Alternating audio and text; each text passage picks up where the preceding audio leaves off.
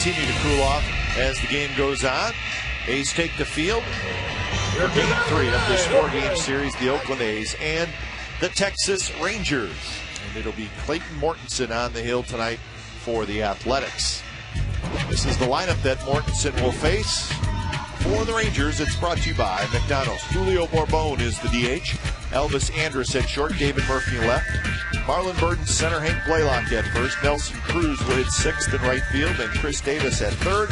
Ivan Rodriguez the catcher. And Omar Vizquel starts tonight. He will play second base. Ian Kinsler out of the lineup. Patterson in left. Davis in center. Sweeney in right. Kennedy, Pennington, Ellis, Barton on the infield.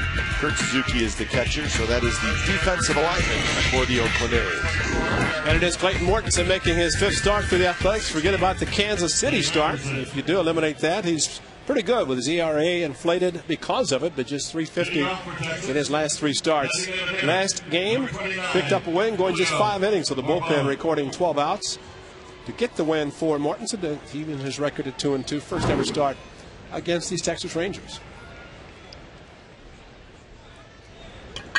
So Mortensen's ready. Bourbon steps in.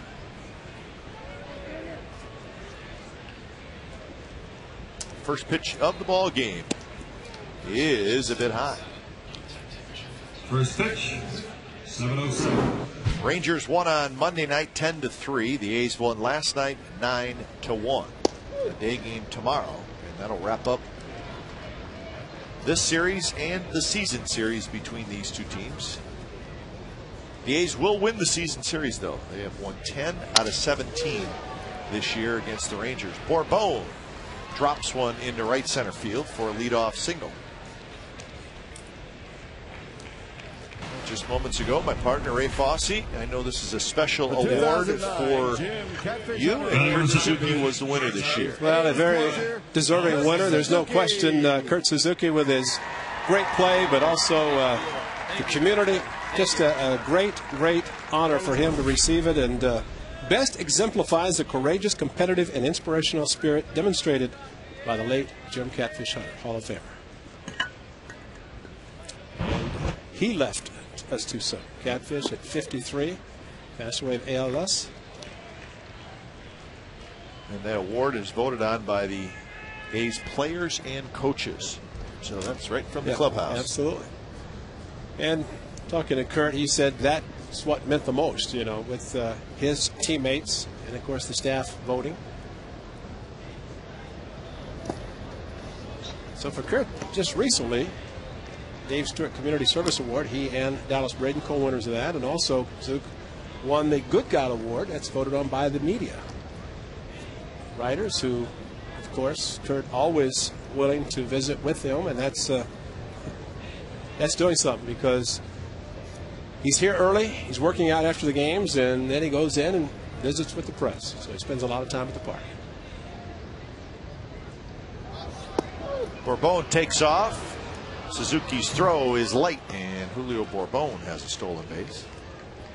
The count is 1-2 to Elvis Andrus. Mortensen not that slow to the plate. Did have a high leg kick. But Bourbon, pretty good jump. Head first slide, and it was going to take a perfect throw on the bag to get him, and just a little bit late.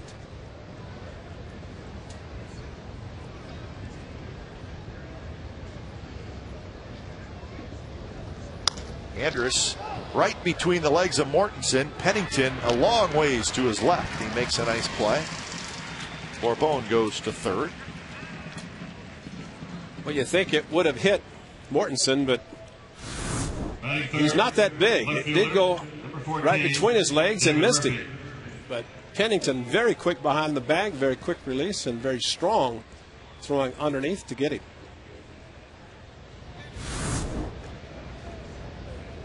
Infield comes in because ground ball pitcher that Mortensen is, hopes to get another one.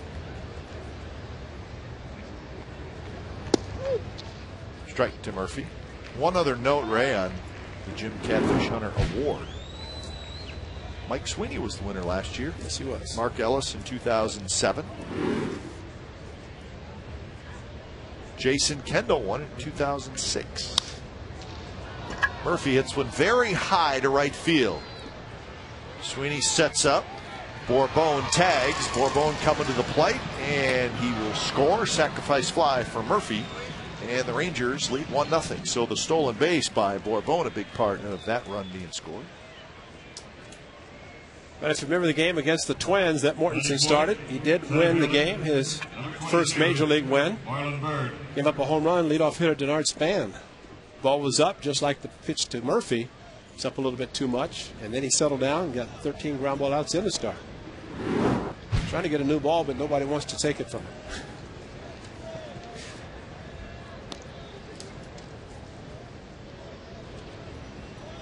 So 2 outs for Marlon Byrd.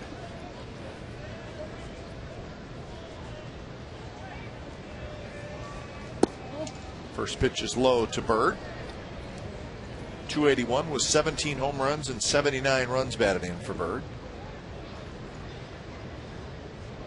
It has been a career year for Byrd. Bounce foul. The home runs and RBIs a career high. He also has 42 doubles, and that is a career high.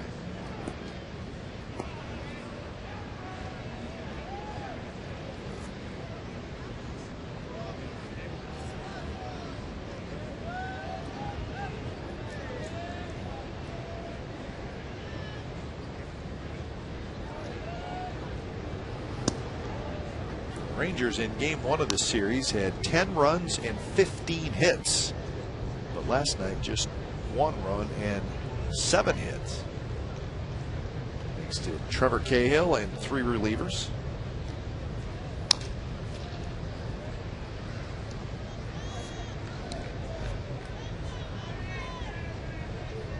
Boys are starting to get the sinker down. Byrd fouled a couple past the third baseman. At that, the A's winning 8 of the last 10 against the Rangers after the Rangers started the season owning the A's.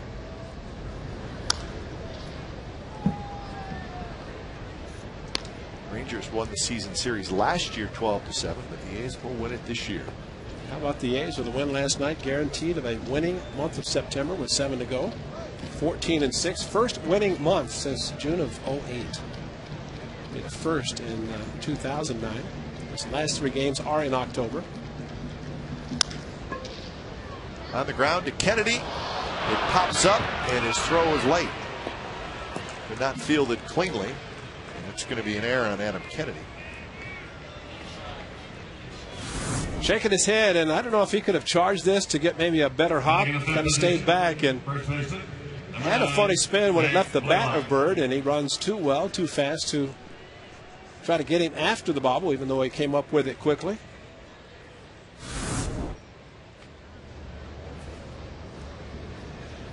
So for Kennedy, that is his 16th error of the year. It gives Blaylock a chance to hit here in the first. You saw that note on the errors, 91 in the season. Trying to stay under 100 again.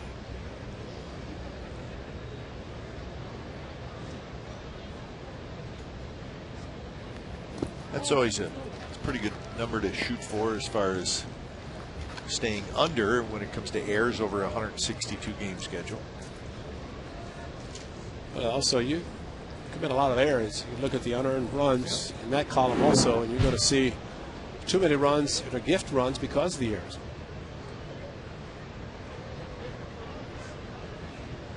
Byrd takes off, and the pitch is lined to right center field, and that's trouble. Byrd moving on the pitch. He rounds third. He will score easily, and Blaylock has an RBI double. So the Rangers take advantage of the Kennedy error and pick up a second run.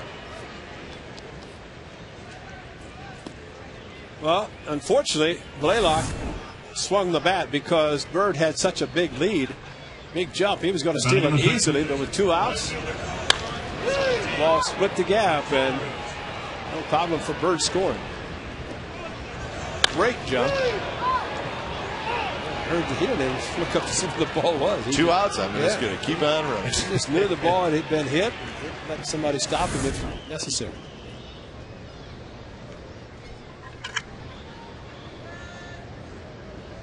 Here's Nelson Cruz, the pitch way outside.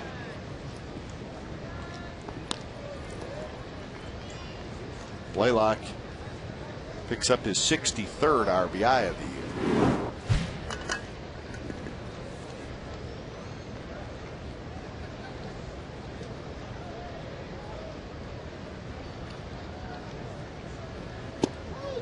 That one floats in for a strike, 1-1.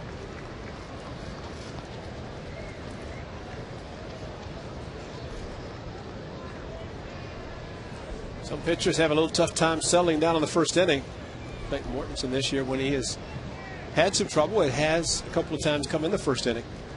And then he has settled down. So if that's the case tonight, started getting a lot of ground ball outs that result in outs. That one runs inside, and it's 2-1.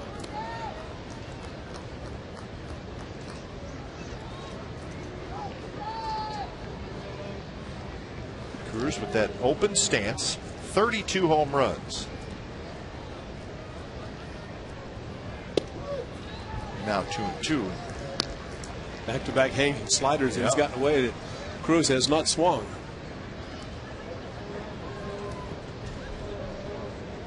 Cruz was an all-star this year for the first time, but he has cooled off in the second half.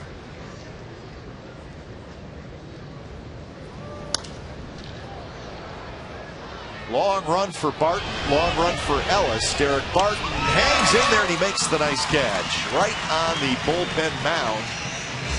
Barton has it, side retired, but the Rangers get a couple of runs. So bottom of the first coming up, 2-0 Texas.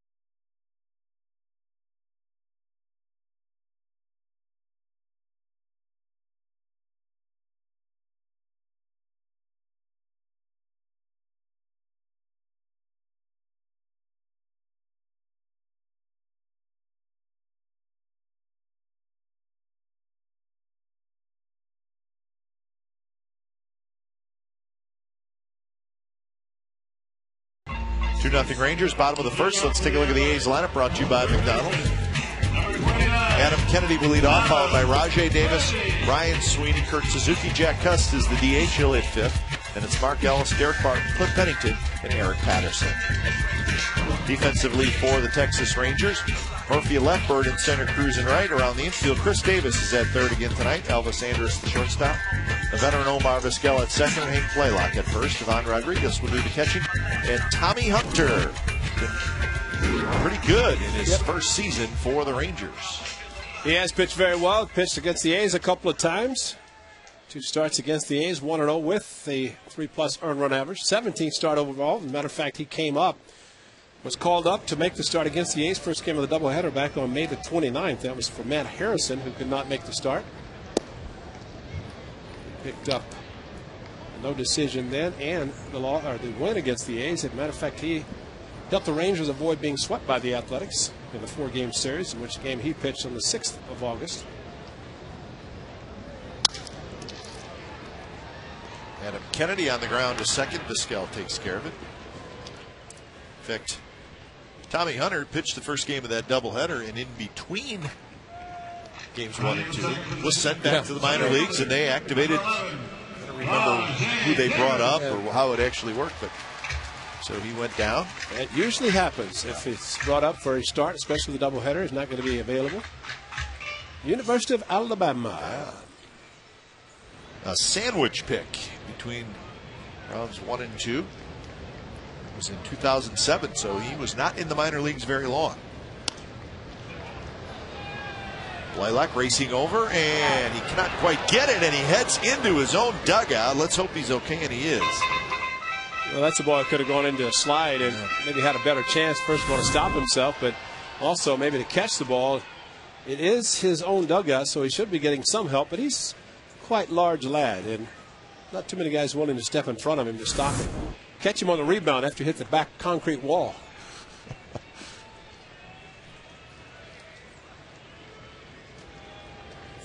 0-1 to Rajay Davis.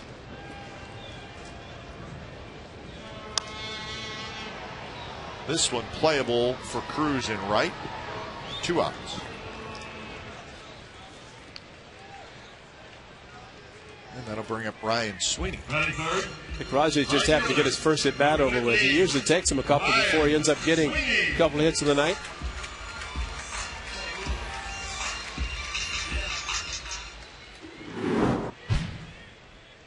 Three hits in the series for Sweeney. His average at .289.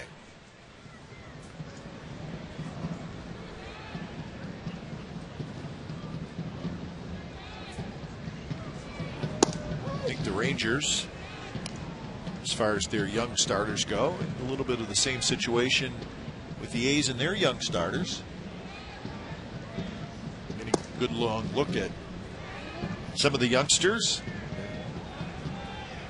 Excited about the future.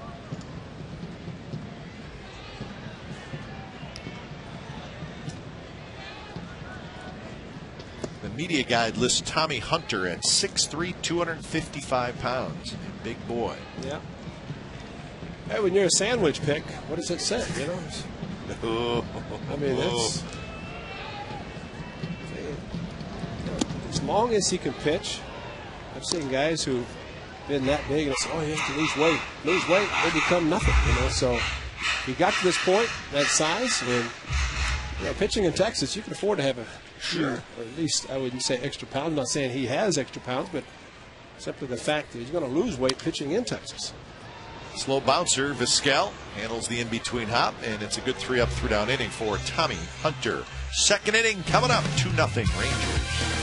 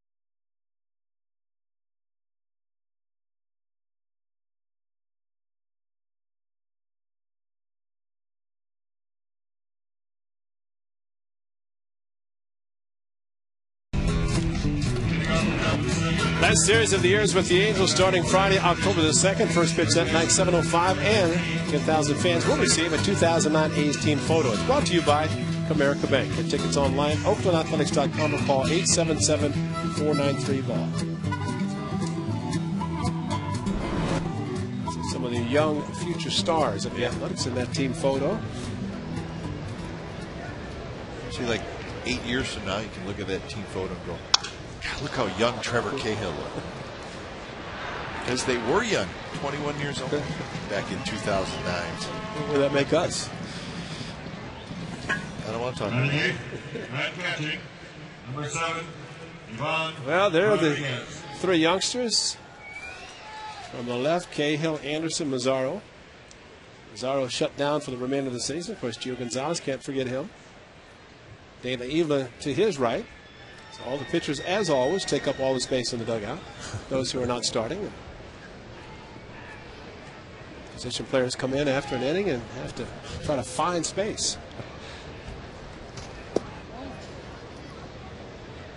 So Mortensen faces Ivan Rodriguez.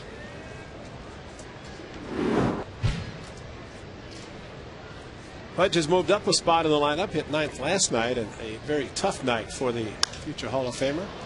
Hits this one while the right field. Sweeney back, still going back over his head. He makes the catch. 2 outs. Well, the two 21-year-olds, both 10-game winners in their first year in the big leagues. Number 13, Omar. Since 1900, just 13 teams have had 2 pitchers under the age of 22 in 10 games. The A's are one of them.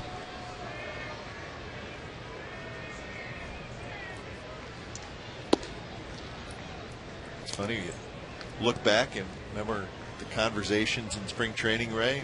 You and I talked about it a number of times. Which one of the guys is going to make it? Are they all 3 going to make it? Who's the most mature, closest to the big league? I mean, not just us. Everybody was talking about it. Yep. And it ended up Cahill. He made it. Anderson made it. And then Mazzaro came early May, middle of May. Well, something's cracking him up. You very rarely see Brett Anderson that animated and laughing. It's going to be a good inning for Clayton Mortensen. 7 pitches, 3 up, 3 down, and we're headed to the bottom of the second. Kurt Suzuki's going to lead it off. Ladies and gentlemen, it's time for the Pepsi Sports Highlight. You can do it for the highlight you wish to see.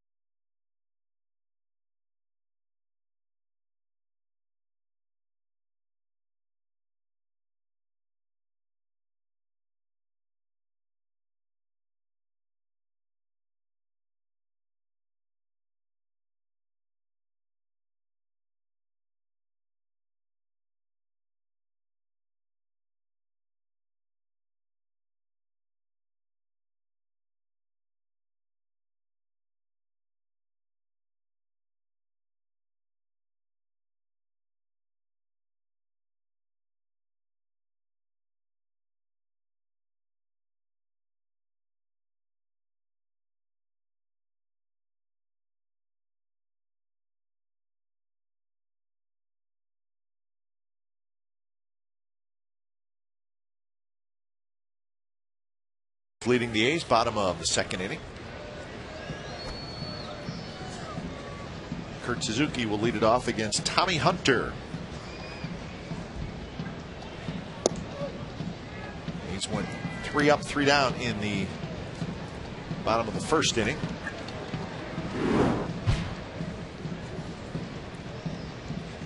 couple of hits and a couple of RBIs in the series for Suzuki. Good curveball from Hunter, and it's in for a strike. Not really overpowering with a fastball, but he has 4 quality pitches. The fastball, curveball that you just saw, slider, first pitch strike, and a changeup. A's scored against him in the start here, in which the A's have won the first 3 games of the series. But he settled down after giving up 2 runs. He tied 13 of the next 14 batters. Ended up getting the win is Andrew Jones in a big home run late. The Rangers won 6-4.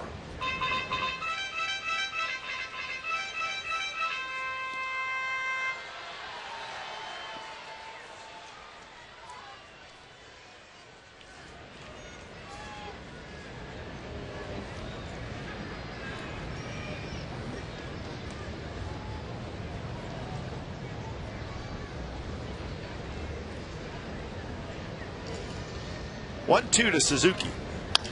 Hit up the middle. Big hop to Vizquel, who was playing over near the bag at second. So 1 out here in the second inning. Join us Friday night, 7 o'clock. The A's open up a 3-game set against the Los Angeles Angels of Anaheim. It'll be Gio Gonzalez and Jared Weaver in that Game 1 matchup. Coverage begins at 6:30 with A's pregame live, and then the ball game at 7. It's right here on Comcast Sportsnet California, where the A's are always on. Angels must have an off day tomorrow, huh? They have an off day tomorrow. They lost today to the Yankees 3-2. The Yankees must have an off day at home tomorrow, because that's why it was a day game. That's probably true. That's part of the rules. Yeah, right? if you have an off day in your hometown, the game leading up to that, which would be today, has to be a day game. Yeah, that's right. So the Angels could not drop their magic number down at all today. So their magic number stays at 5. Now, if the Rangers were to lose this game tonight, it would be 4. I don't know that I want to watch a celebration this weekend. Do you? No, but we've seen a lot. Yeah, well, that's true. That's true. With the Angels, we may not have a choice. It's the way the schedule works out. Yeah. They're either here or there, and I mean they're almost getting to the point. And although Mike Scioscia would never think about it, and neither would the players, but it's almost like they're winning pretty consistently to the point of saying, we don't care about the division. We want to go just like the Yankees, just a World Series, World Championship, where it's not a particularly great season. Yep. The Angels, once again, put it all together. Strike 3 called on the outside corner. So Cuss strikes out looking. Talking to a couple of writers about, let's see, this two-seam fastball stays outside. But Rodriguez keeps it in the strike zone. Mark Ellis. A couple of writers who have the Manager of the Year vote. You think about Ron Washington, the way the Rangers have come back this year, but kind of mention Mike Scioscia, and I agree, because they missed Toy Hunter, Vladimir Guerrero for quite a bit of time, yet played extremely well during their loss, their absence anyway. Mike always gets the best out of his players, and the players play hard for him, and regardless of whether it's the big boppers, Hunter, Rivera, Guerrero, they play small ball as well as anybody. Mark Ellis hits it very high. Murphy left has it, and 6 up, 6 down for Tommy Hunter. Ladies and gentlemen, welcome to Double Play with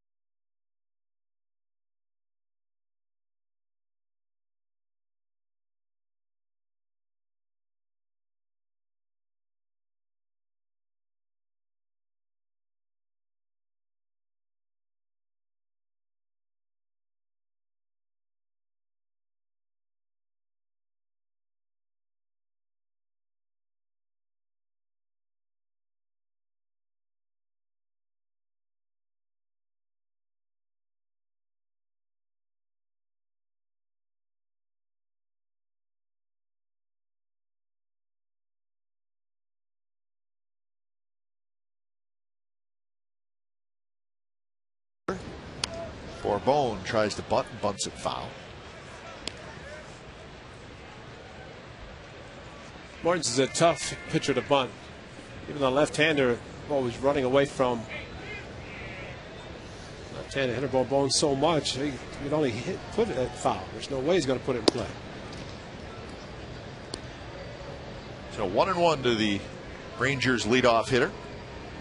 Singled, stole a base, scored a run in the first.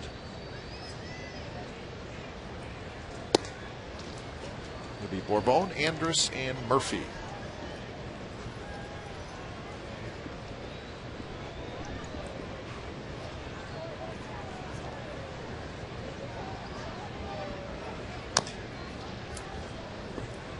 As we've been doing a lot of, keeping an eye on the AL Central as well. Detroit won 11-3 in Cleveland. Minnesota is winning 8-4 in Chicago. So if that were to stay the same, the scores at least, Detroit would maintain their 2.5 game lead over the Twins. We'll keep an eye on that Twins game. Again, they're leading 8-4, and the Tigers won big in Cleveland.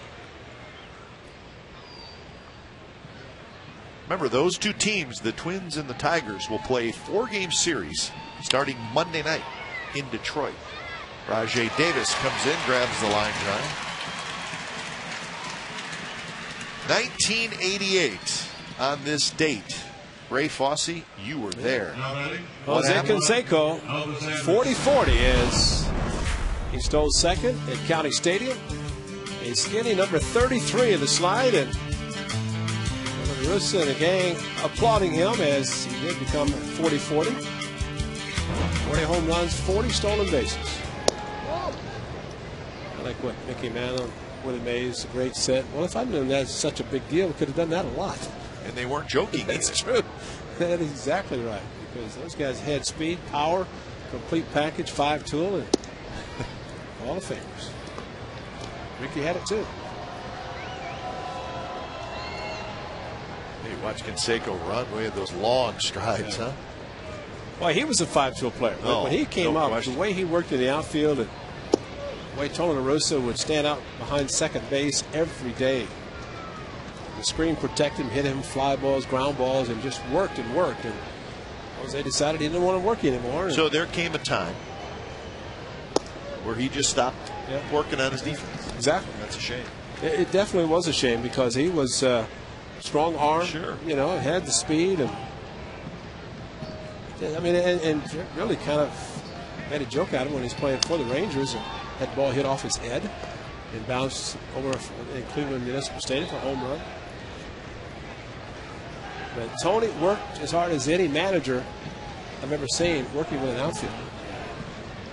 Made him a very, very good right fielder. 2-2 to Andrus. That's up. Well, what you hate to see is a player who really a young player. He was a young player at the time, or even into the prime of your career, to see a part of your game go backwards. Exactly. I mean, you know, you get older, maybe you slow down a little bit. That's one thing. I mean, that just should never happen. Exactly. And there's nothing anybody could do. I mean, if he didn't want to do it, so be it. I mean, that's it's not like somebody could force him, put a gun to his head, and make him go out and do it. Yeah. But you know, there's no doubt that when he first came up, he was a future Hall of Fame pro. There's no doubt. I mean, he had the 5 tools that would put him there. Count stays 3-2 to Andrus. Did he? Maybe not. When I remember him in the late '80s, it looked like he was a good hitter, but it looked like he really wanted to hit home runs, oh, yeah. and he wanted to hit them a long way. But was he like that when he first came up? Oh, yes. Yeah. So he was letting her go right from the get-go as far as swinging hard.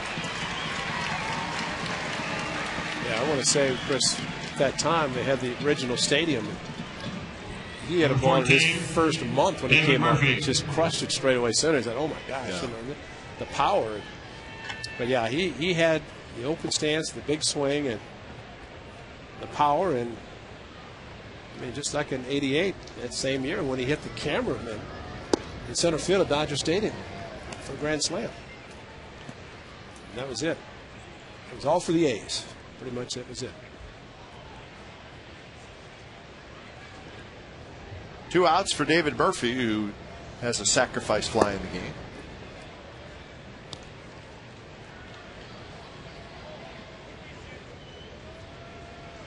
A's have had trouble with Murphy really all year long. In this series, he's 5 for 8 with 4 RBIs, a couple of doubles. On the year, he's got 3 homers and 11 RBIs against the Athletics.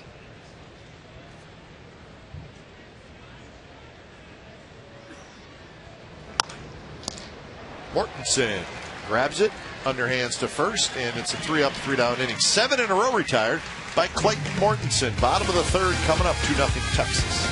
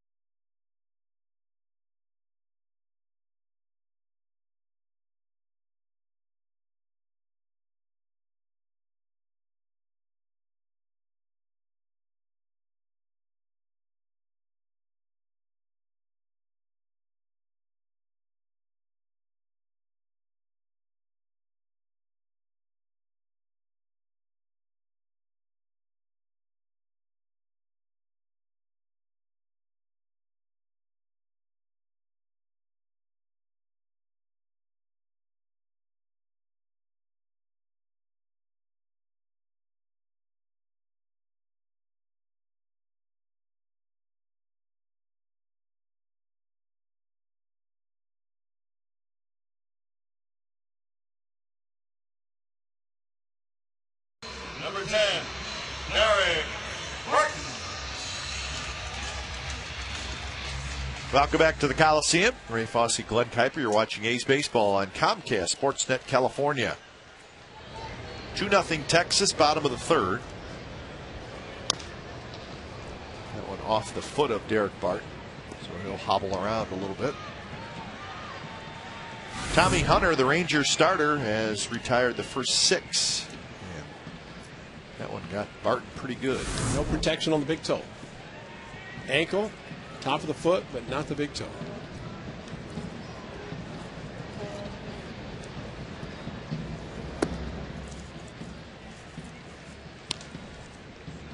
Barton 256 with 3 homers and 15 runs batted in.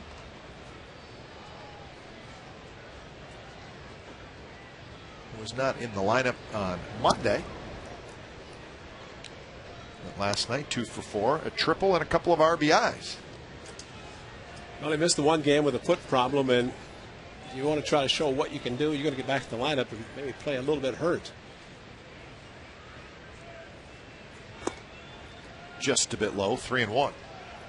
And the way he ran the bases last night, first at bat, when he drove home a run, Jag Cusson then scored all the way with an error. He recovered very quickly. He lines that one. Cruz coming in, reaches down at the shoe tops, makes the catch. A limited offer on 2010 A's season tickets is available right now. The first 100 new accounts will place a $150 per seat deposit and receive an authentic Rickey Henderson jersey. You can choose from a variety of ticket plans, and flexible payment options are available. Offer valid for new accounts only. Minimum 2 deposits per account. For more information, call 510-638-A's or go to oaklandathletics.com. It's a good deal. Got a Rickey jersey. 24 probably, Hall of Famer. Find him sometime. Hey, Rickey. He was here last night. Sign my jersey. See, if they had people that got the new accounts, got the jersey, down diamond level. Well, breaking pitch stays A little high to Pennington. 284 for Pennington with 4 homers and 16 runs batted in.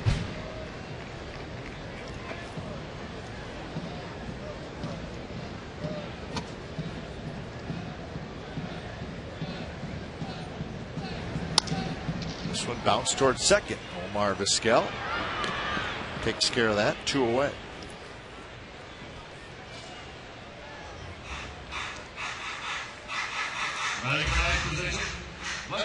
So Eric Patterson will hit with 2 outs here in the 3rd.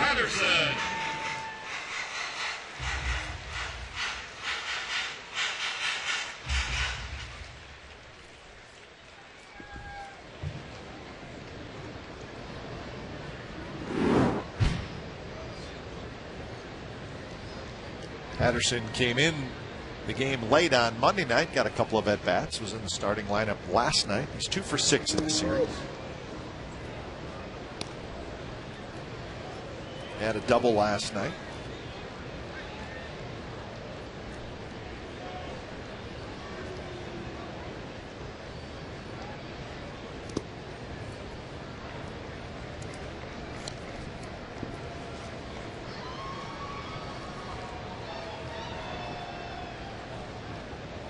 Just 30 pitches so far for Tommy Hunter as he has retired the first 8.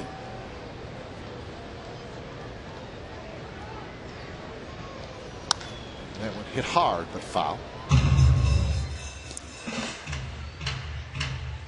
By the way, Clayton Mortensen is pitching. 2 runs the first inning by the Rangers. Holds them there, and then A's have a pretty good chance to come back. The A's are very good at getting much better at talking about pitchers, and some of the guys on the bench you see that talking about what the Yankees and Boston Red Sox do, a lot of talking after seeing a pitcher maybe the first time. What is he doing? What can you learn the second time through the batting order? Like Mortensen said, all of them there, guys. Score some runs. A shot foul. Chuck Merriweather, the first base umpire, raises his arms in the air, meaning it's a foul ball. There's Chuck. Chuck has a matinee tomorrow, the series finale. Final game of the homestand for the A's, who are 5-1 in this 8-game road homestand. Mike Riley, that's Eric Cooper at third. Mike Riley, who is the home plate umpire, is the crew chief for this group. Wonder if Adam Kennedy had a big hello for Eric Cooper at third base tonight whenever they kind of got down to third base. Cooper said really hello to him and goodbye last night, his first at bat. See, I'd have to say something to him if I was Kennedy. That's just me because I should shut my mouth. Exactly. But how could you not just say, hey, why did you throw me out? This is a brutal call. This is called a strike. Kennedy was talking to him last night. He said there's no way. He said I just could not stand it. And he said, go to the dugout. You're not going to the dugout? Okay, I'll send you to the showers. They had an 8-game hitting streak and ended. Come on. Or, see, what I would want to know is, I'd want to say, hey, did you see the pitch? I mean, what did you think? I mean, you could do that civilly, right? Without. Or just say, be honest. Yeah, you're an honest man. Did you miss it? Did you think it was a strike after? Yeah. If you say yes, then I'll go back to the dugout. Yeah. But if you're adamant and you say it's a strike, then the whole team's in trouble.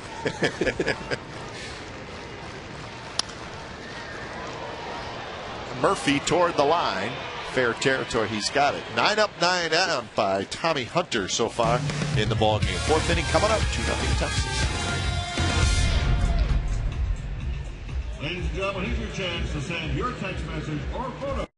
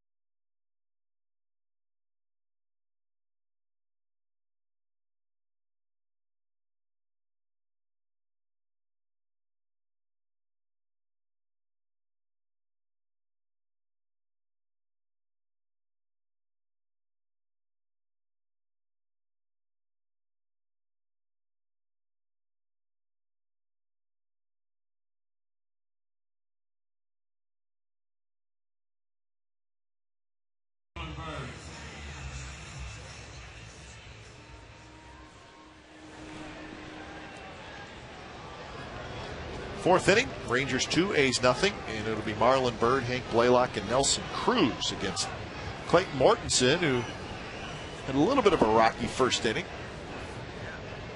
But he has settled down nicely. He's retired 7 in a row. Gave up the 2 runs in the first, but one of the runs was unearned. Adam Kennedy missed a ground ball that would have been the 3rd out, and then the next hitter, Hank Blaylock, doubled. Marlon Byrd is the hitter who hit the ball that Kennedy missed. This one's grounded just off the glove of a diving Cliff Pennington. So Byrd is aboard, leading off the 4th inning. Well, at Pennington's range, I thought he had a chance to get to the ball, but boy, it really took off once it hit the ground in front of the plate. Really picked up speed.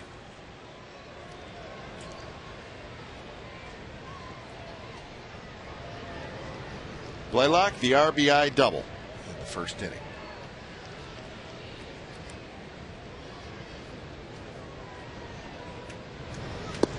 That's Ron Washington about Blaylock playing in this series, which he did not play in Texas and at 3 games. And Washington said simply, I had to get him in the lineup. Yeah. Still has Hamilton and Michael Young both out of the lineup, and he had to get some pop back in his lineup. And definitely Blaylock offers that. He's 1 home run away for 25, which is a big number. 30 is a little bit bigger. That's where Ian Kinsley, he's at 29. Not in the lineup tonight, getting the night off.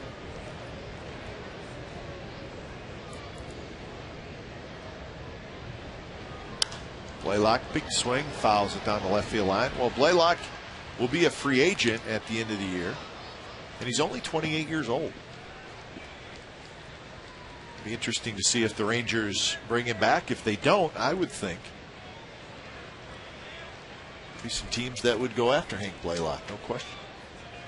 Second behind the Yankees with 214 home runs. Of course, the Yankees running away with it. Might have 9 players with 20 plus.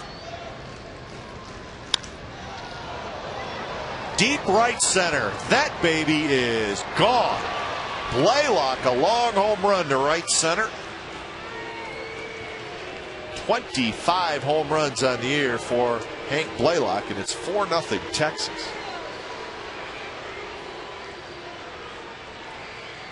They left the ball up again, and it's tough to do to a power hitter and get away with it. Hanging slider. And Mortensen, just look at it. He knows. Pitchers can tell by the sound. They know the location of the pitch. The sound says it all. It's enough to know that it's now 4-0. So Blaylock, a 3 RBI night.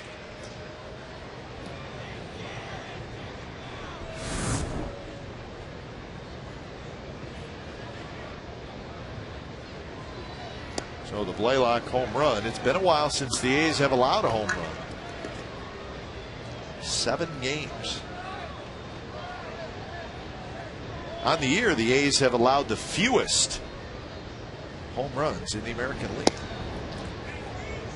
It was 146.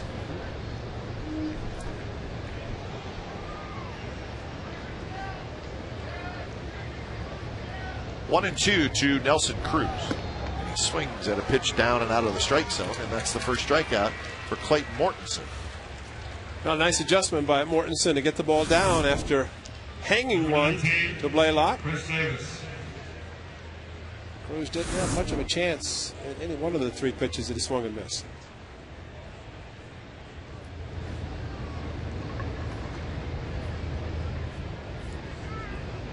So Chris Davis steps in. Davis grounded out to second in the second inning.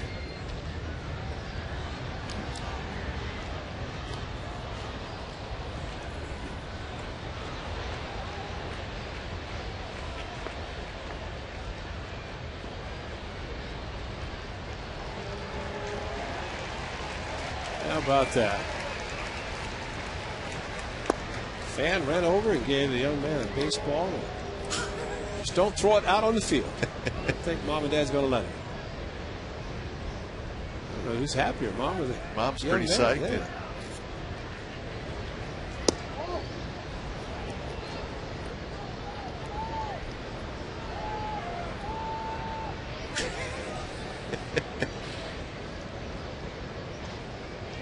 Kid looks like a little Hank Blaylock, doesn't he? Hank Blaylock Jr.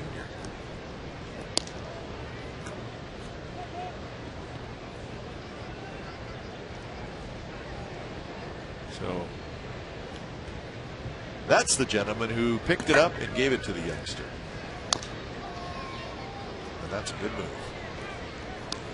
You figure they got to buy the rest of his cotton candy, let him go back and reload.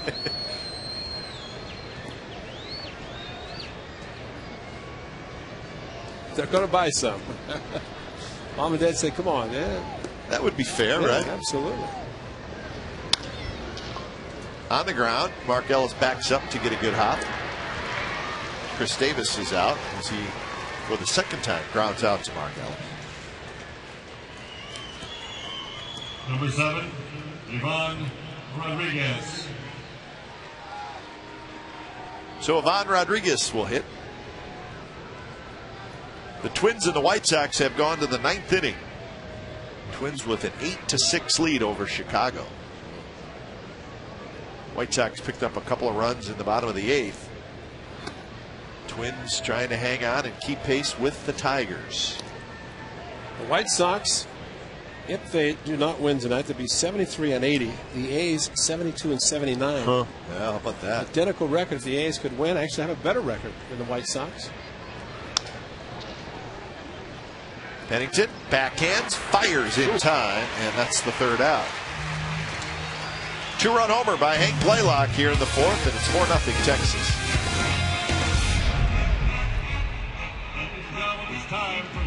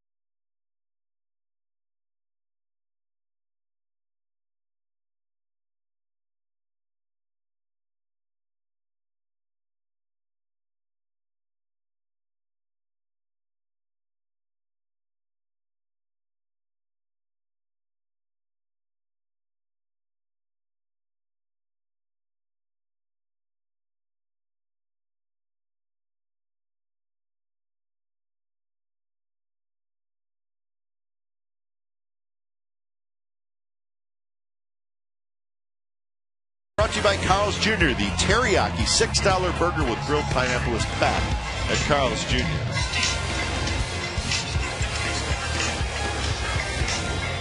A's looking for their first hit. Bottom of the 4th inning, Texas 4, the A's nothing. Top of the order, Kennedy, Davis, and Sweeney against Tommy Hunter. No walks, 1 strikeout for Hunter. And just 37 pitches through the first 3 innings. Pitch just a bit inside to Kennedy. Kennedy grounded out to second in the first inning.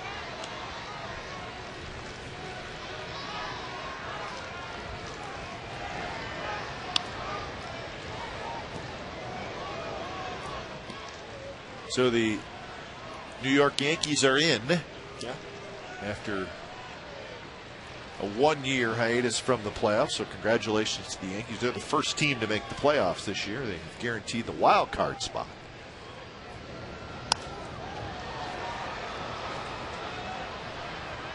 Cruz is under it, and he's got it. In fact, you look at the records in the American League.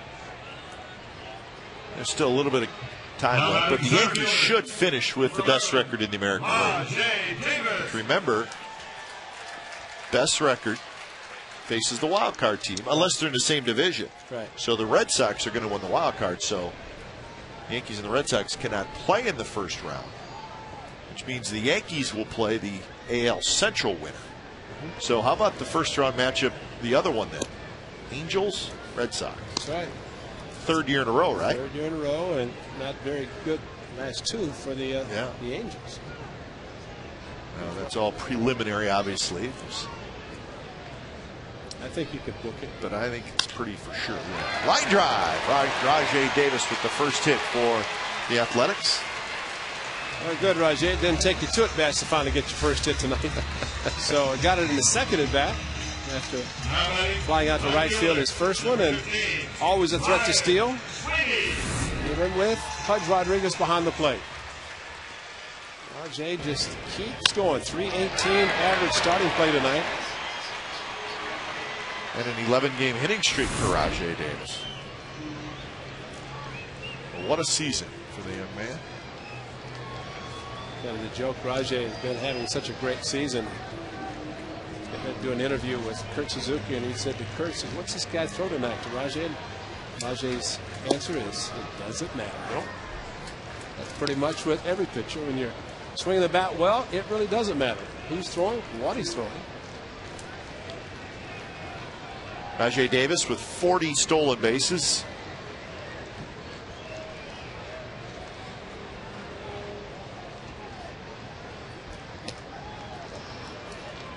Well, not a very good move to first base by Hunter. Quick move, but a very long arm throw.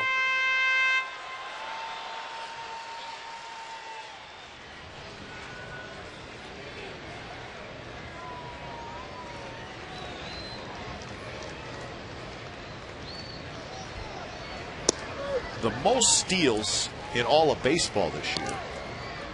Jacoby Ellsbury was 64. Carl Crawford has 59. And in the American League, Figgins with 42 and Rajai Davis with 40. Remember, Rajai Davis really was not playing regularly. But a very good base stealer. He might be pushing Ellsbury. Yeah, He's been no playing question. the whole year. No question. Look at the games. That's all you need to look at. 115 games for Rajai versus 140 plus, almost 150 for Figgins. Same for Crawford. You had 30 more games to Rajai Davis this season. You could make a legitimate argument that that's another 15 to 20 steals, probably. Yeah. There you go.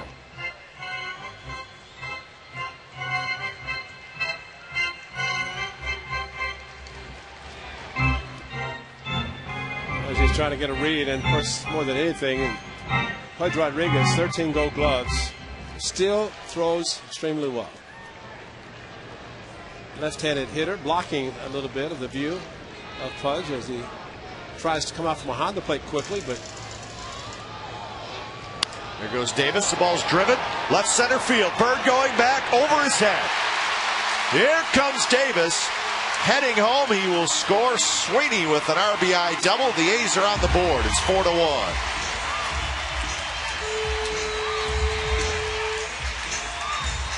And we've talked a lot this year about how shallow Marlon Byrd plays in center field.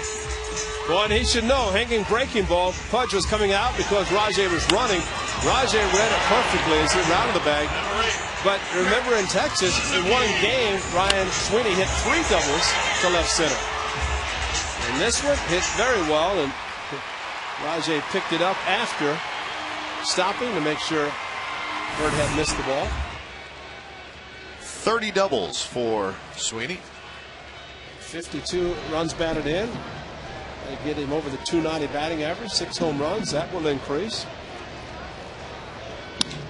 Suzuki a base hit. Sweeney is going to be held at third. Murphy juggled it a little bit. So Kurt Suzuki has a hit. 3 straight hits for the A's off Tommy Hunter. Now the Rangers might have caught a break there because Murphy playing deep, unlike Bird, and this ball clearly into the gap, and Ryan Sweeney, pretty good speed. reading it, and then taking off. And Mike Gallego holding him up. And I think the depth of Murphy, most outfielders don't have strong arms anyway because they don't throw that much. So the A's with first and third, one out.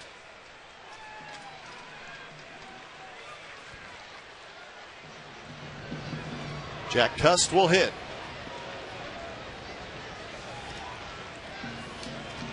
Coach Kurt Suzuki with 81 ribbies. That would have been his 77th as a catcher. Swing and a miss by Cust on a changeup from Hunter.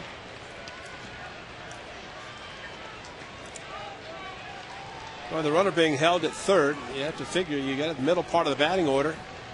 One out, should be able to score it.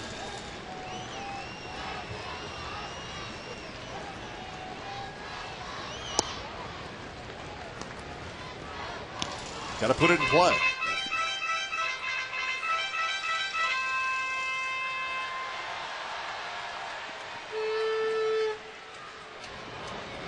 Cust struck out looking in the second inning.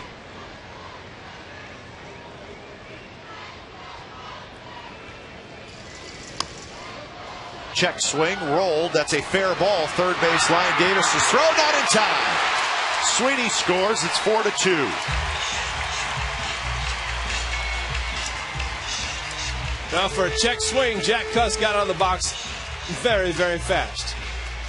And we have seen and know the speed of Jack Cust. Kind of a Texas swing.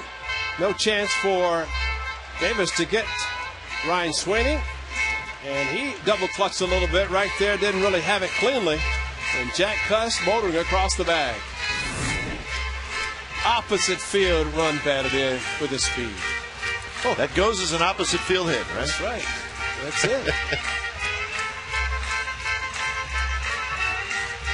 So Cust gets his 64th RBI of the year. 4 straight hits for the A's here in the fourth. Well, they put together a bunch last night in the seventh. 6 hits, 5 of which came consecutively, and 4 of them drove in runs. Starting a little bit earlier tonight. Chance for Mark Ellis. Only 1 out. Big breaking ball outside to Ellis. So Hunter breezed through the first 3 innings. But trouble here in the fourth. In for a strike, 1-1. Ellis hit a fly ball to left field in the second inning. I think Mark Ellis would like to have that one back. Hanging curveball.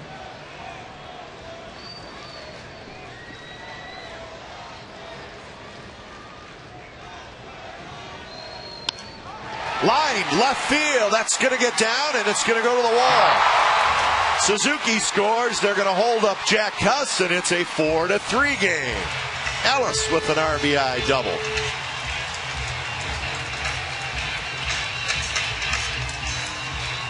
Well, very good hitting, very great hitting by Mark Ellis. And, you know, he took a hanging curveball, but got a 90-mile-an-hour fastball belt high. And maybe that's what he was looking for because he crushed it. And that's just good hitting. Until you get to a couple of strikes, might look for a pitch. He eventually got it on the 1-1 count. A 90-mile-an-hour fastball. And the A's, another hit. That's 5 in a row again. Derek Barton steps in. Infield stays back. Changeup for a strike to Barton. You look at his changeup at 82, his fastball at 90. It's almost like a batting practice fastball. That differential will be lacking about 4 miles.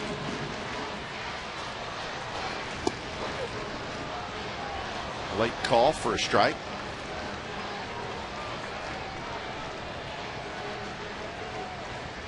So 0-2 to Barton.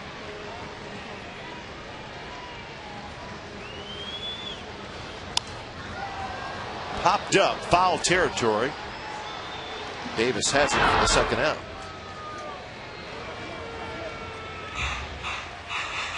So it'll be up to Cliff Pennington to get the job done. A's have scored 3 times here in the bottom of the fourth. Now batting, shortstop, number 26, Pennington. So the infield back, just contact on the ground, and he's going to tie the game. But once he got 0-2, it wasn't a waste pitch from the right-hander, and it's very costly at this point. Pennington grounded out to second in the third inning. Hits that one into right field, a base hit. 1 run scores. Ellis home. He slides safely.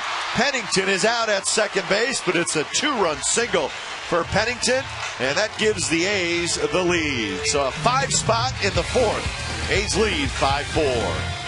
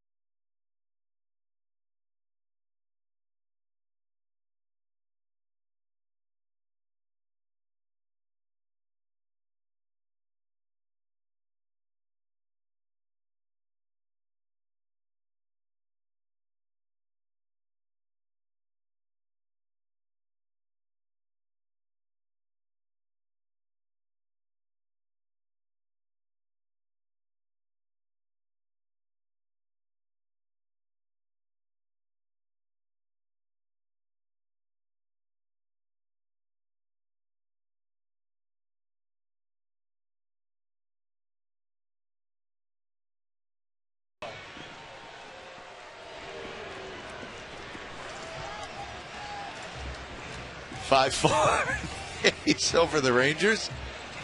Oh yeah, got it going on. You know, Yankee Stadium's got Disco Stew. What he called disco? I don't know what we're going to call him, but he was digging it, boy. All I know, if he's got his Devo, he's going to be calling Delaire and said, "I want to copy that." Well, he should not want to copy that.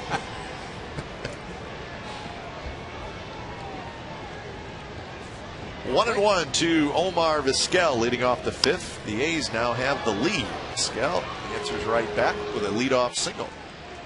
Just going to say, Clayton Mortensen, you've got a reprieve, and 4-0, and all of a sudden, the club has not done anything. Its first 3 innings, retired all the batters, and then all of a sudden, a 5 spot. Got to keep the ball down, keep it on the ground, and get back in the dugout.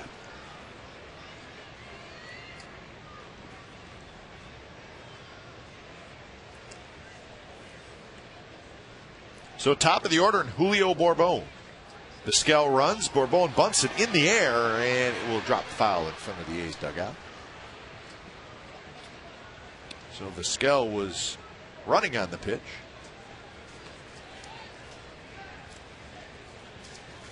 Well, there is such a thing as a run and bunt. Yeah.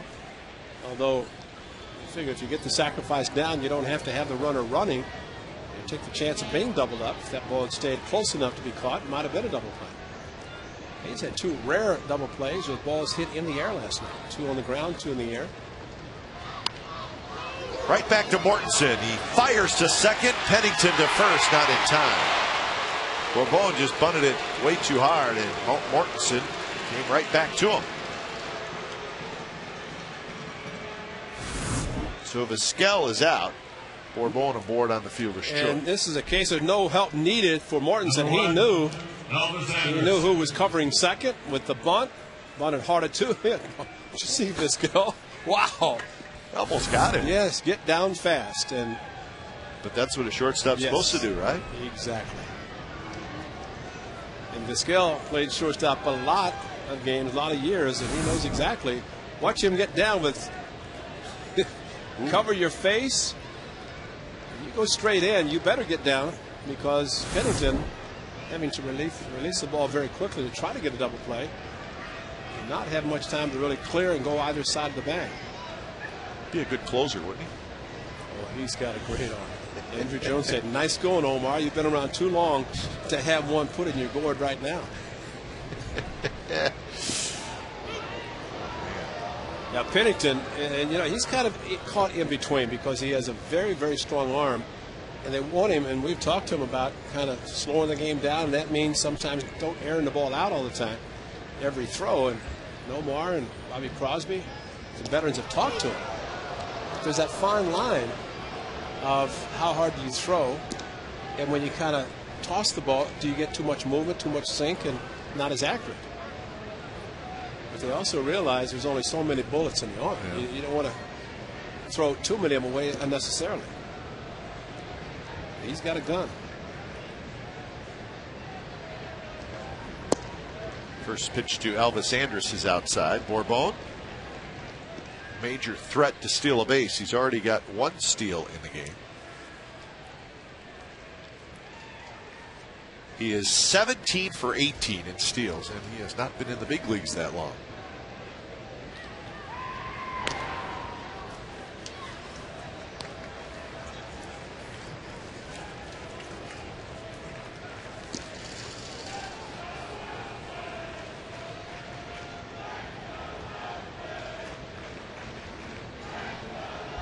Bourbon not going, and the pitch is a strike. 1-1 to Andrus. Lefty Brad Kilby starts to loosen up. This would be pitch number 74 for Clayton Mortensen. I think pitch count is really an issue with Mortensen. It's the location of his pitches. Like that, the high slider, the hanger, fortunately, is too high. We've seen Trevor Cahill this year become a little more consistent in his last 7 starts, giving them just 1 home run, and consistent in keeping the ball down and getting ground ball outs, and that's what you want to see, especially from a sinker ball pitcher.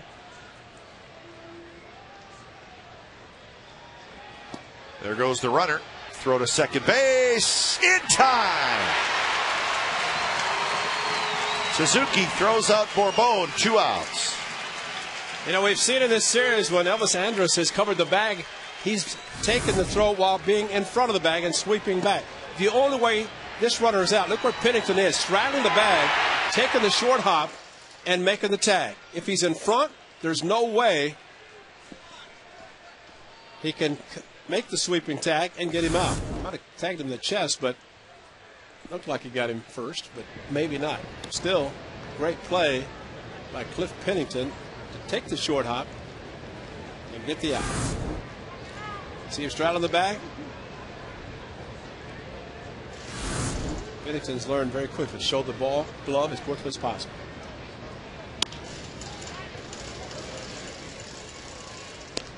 So the inning started with a leadoff single by Vizquel. He was forced at second, and Bourbon thrown out stealing.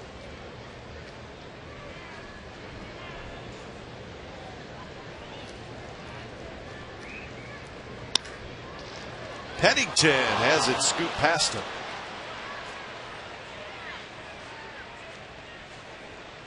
Looked like Pennington had his glove turned the wrong way. Should have backhand, yeah. It was too hard to get the body in front, and oh wow. Number 14. That's a hard error. David Murphy. Yeah, he just got his feet tangled up a little bit, and backhand would have been better.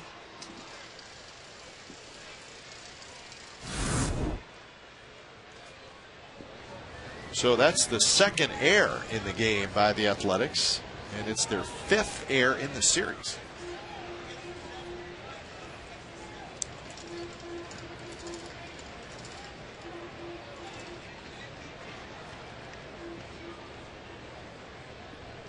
So it gives David Murphy a chance to hit.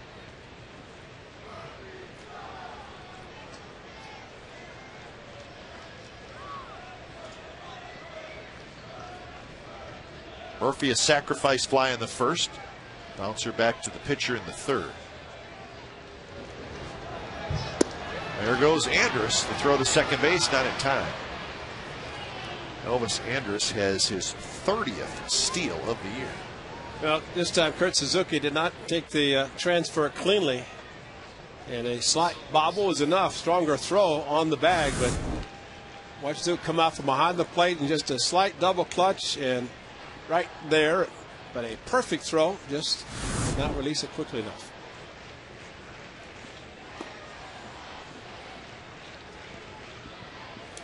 So 2-0 now to David Murphy, tying run at second base.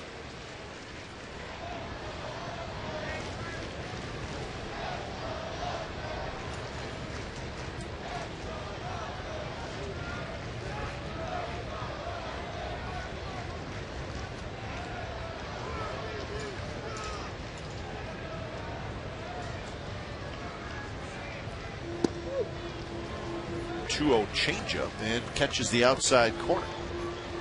It's almost like a screwball, moving that much away from the left-hander, especially with a changeup. It's not a straight change and then straight down. A lot of movement, which is good.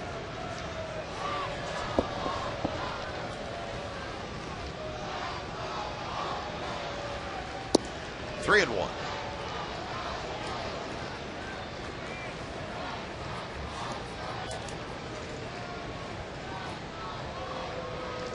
Rajay Davis, the center fielder, just a couple steps toward right center for Murphy. So Patterson playing a little shallower in left field. Big gap in left center. Murphy lays off. So the walk to Murphy, 2 on 2 out for Marlon Byrd.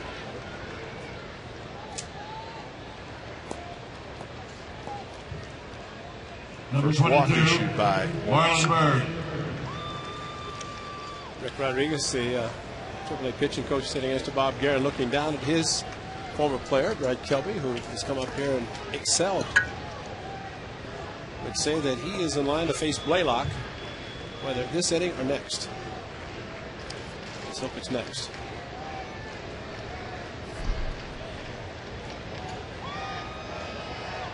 First pitch to Byrd. Byrd just got a piece of it, rolled it foul. Marlon Byrd has been on base twice tonight, and he has scored a pair of runs. He reached on an error in the first, singled in the fourth.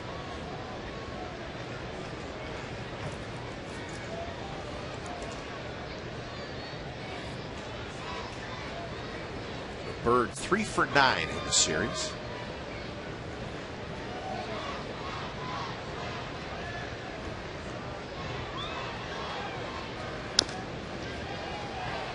Another pitch down in the zone, and Byrd rolled over on that one. So 0-2.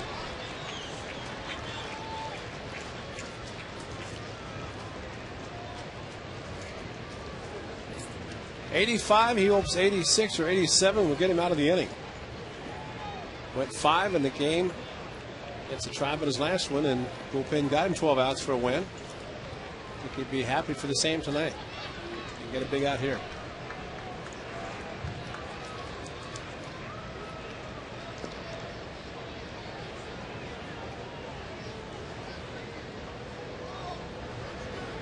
I say before careers are over, Mortensen and Jerry Blevins get down in the clubhouse and they get some of those post-game meals, the spreads, especially Boos and Brian Davis. Put a lot of Kinder's barbecue down there. Yeah. Barbecue ribs. Give them 1 year, 1 full year in the big leagues. Who knows how much bigger they'll be? Won't even recognize. Good weight, good add-ons. I bet both guys could eat a ton and never get an ounce. Both the runners take off. The pitch is low. Did he go? No, says Chuck Merriweather. And both the runners will get a stolen base. Andrus and Murphy. Well, Mortensen paying a lot of attention to the batter, and as a result, both taking off the check swing. That might have been able to go as a strikeout. Big Chuck says no.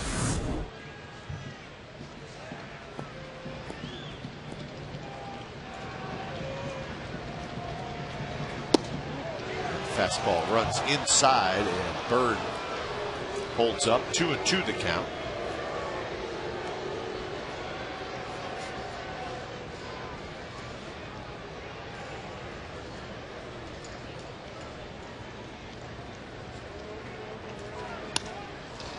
Over Ellis's head into right center field, a base hit. 2 runs are going to score, and the Rangers grab the lead back. So Marlon Byrd comes through, picking up RBIs 80 and 81. So the double steal hurts the A's, and both runners come in to score, and Bob Guerin is going to make the move to the bullpen. Kilby coming in to face Blaylock. It's now 6-5 Texas.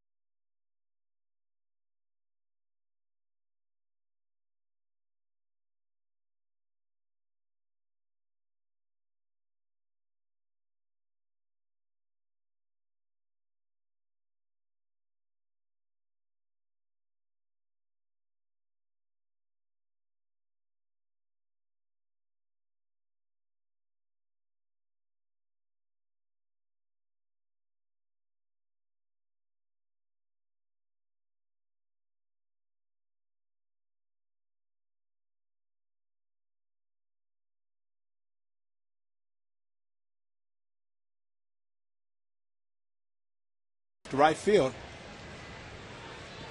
Once the double steal occurred, didn't look good because Bird has found a way to make contact. So the A's have error in the first inning. That was with Bird hitting, came around and scored, and with Bird hitting in this inning after an error, allowed Andrus to reach base. And a walk. And that ball's drilled right center. Marlon Byrd runs pretty well for a big guy, and they're going to wave him home. It's going to be a play at the plate. Ellis's throw is right there, and it pops off the glove of Suzuki. Blaylock goes to third. Byrd is safe at home, and it's 7-5. Blaylock again.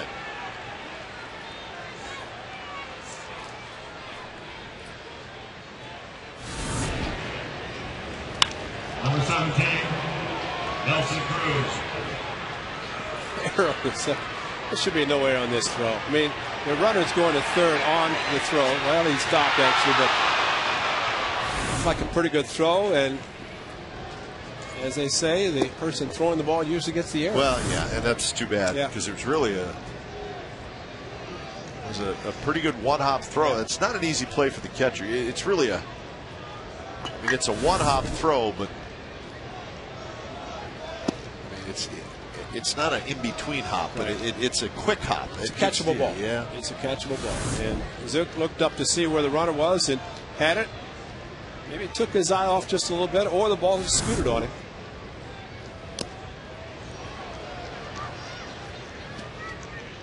So 3 runs in for the Rangers.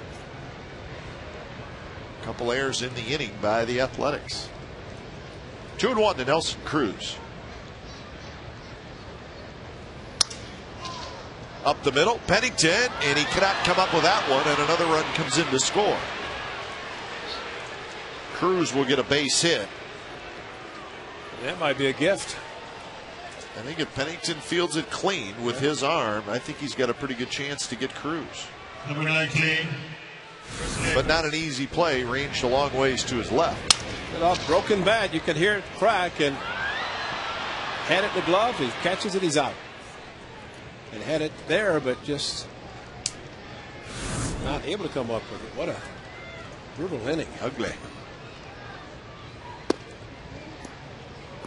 It's a swing, says Eric Cooper by Chris Davis. So 8-5 Texas.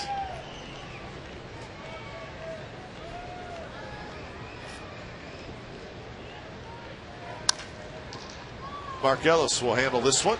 Flips to first, side retired. 4 runs for the Rangers. Bottom of the 5th coming up. It's now 8-5 Texas.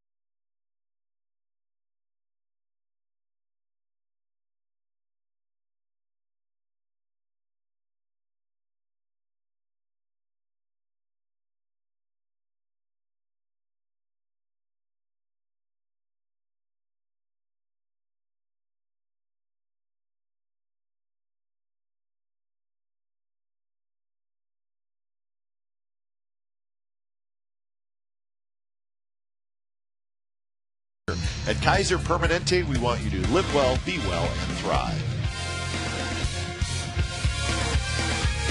Wild game so far. The Rangers grab the lead back with 4 runs in the top of the 5th inning. So bottom of the 5th, Patterson, Kennedy, and Davis.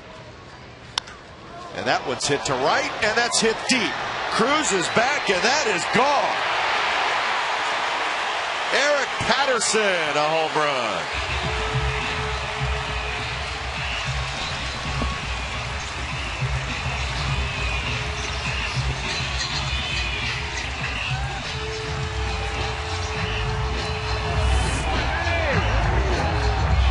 First pitch fastball hitting after Hunter was given another 3-run lead. And Eric Patterson, who had an exceptional season at AAA, pulls the ball and it pulls in the seats.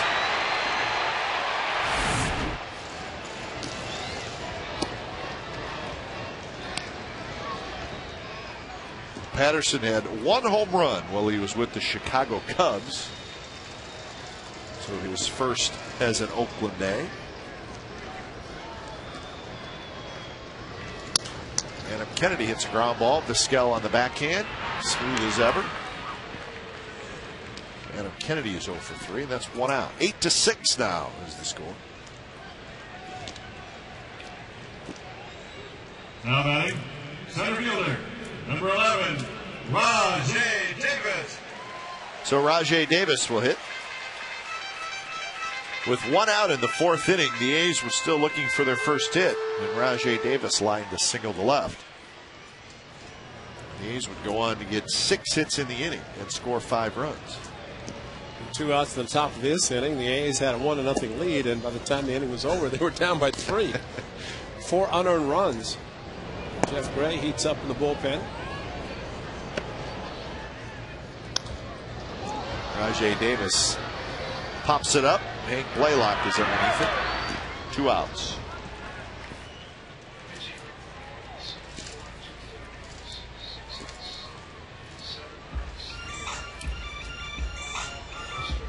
playing right fielder. So Ryan Sweeney steps in. Ryan Sweeney. So Clayton Mortensen gives up 7 runs, 3 earned runs in 4 2/3 innings. So the defense let him down. The A's with 3 errors in the game.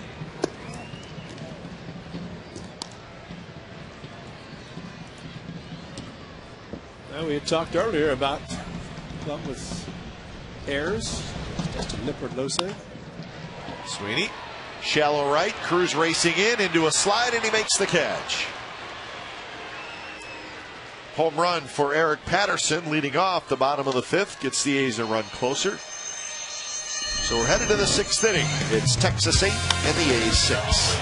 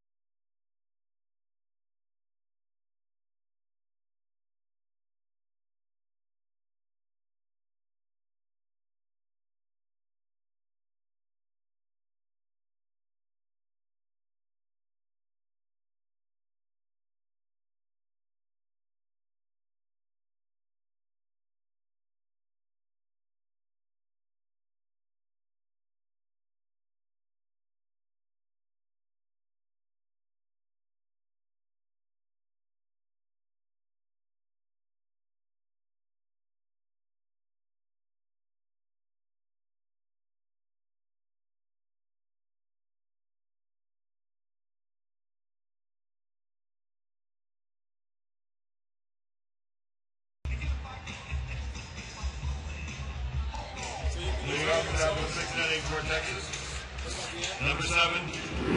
Here's our Subway Eat Fresh Ask Glenn and Ray question. You can log on to csncalifornia.com to post your question. Donna from Fremont asks, why does the catcher give the ball to the umpire when the ball hits the ground? Ray?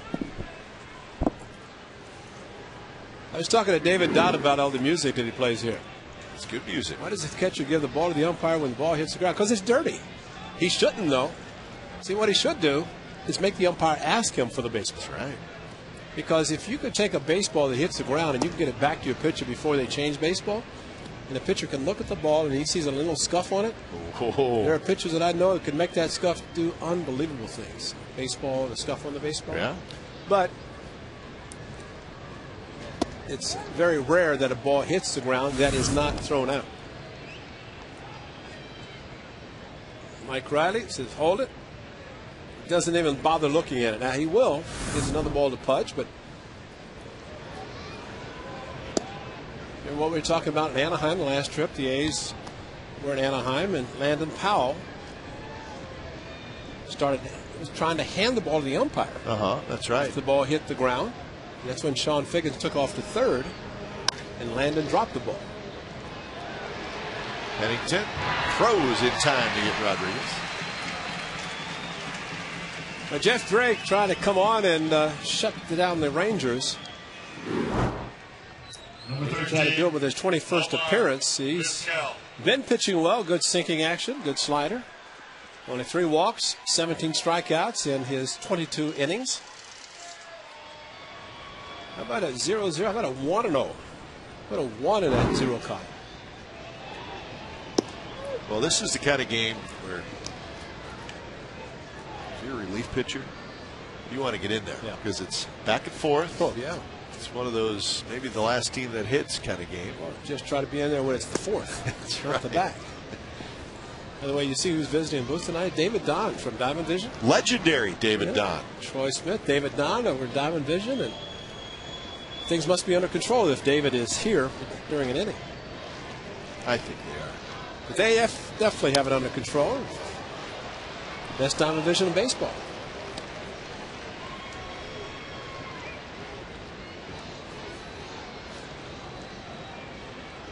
Yeah, those guys, put it this way, they're here a lot earlier than we are.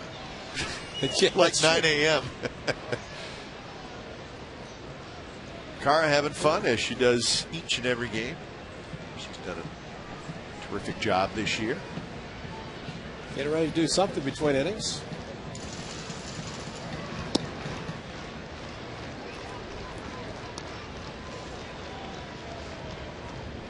Lots of good people. Yep. Work in the A's organization. And baseball season is a long season for everybody. Kennedy has it, throws just in time to get Omar Vizquel. Nice play by Adam Kennedy. Omar at 42 still runs well and slapped the ball, but Adam Kennedy made an error earlier, and you think about this play, it's like it should have been a base hit, but dive up very quickly, got a good grip on the ball, and a good throw to Derek Barton. It's an exceptional play.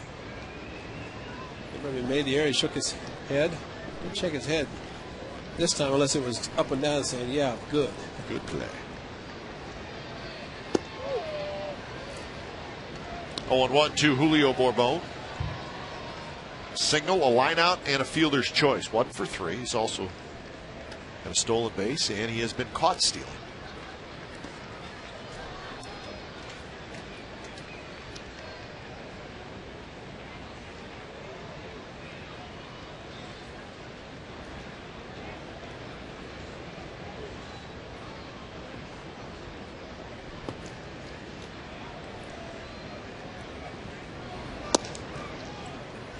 We've seen Bourbon do that a lot.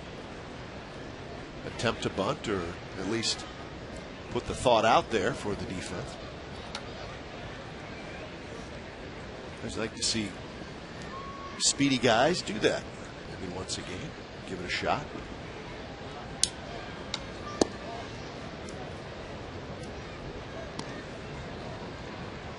Three and 1 to Bourbon.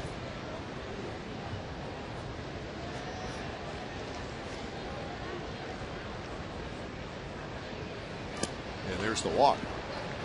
So 2-out walk to Bourbon. And that'll bring up Elvis Andrus.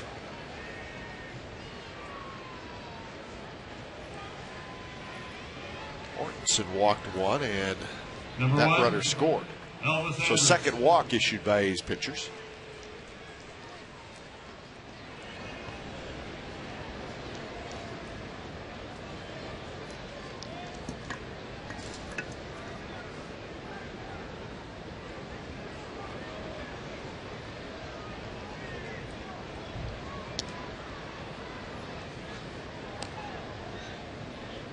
Jeff Gray got a couple of ground ball outs to start this inning on Rodriguez and Vizquel. But Bourbon drew the walk. And he may be going soon. He's not running here. And Andrus swings and misses. 0-1. I saw the runner is taking off on Clayton Mortensen, and as he tried to determine as a base runner what kind of leg kick the pitcher has, in this case right-hander Gray. How quickly does he release the ball? As I know, Suzuki throws well. All that is factored in whether the guys run at will or not. I don't know that Ricky really cared what kind of move the guy had, how good the catcher was. He just took off and stole anyway.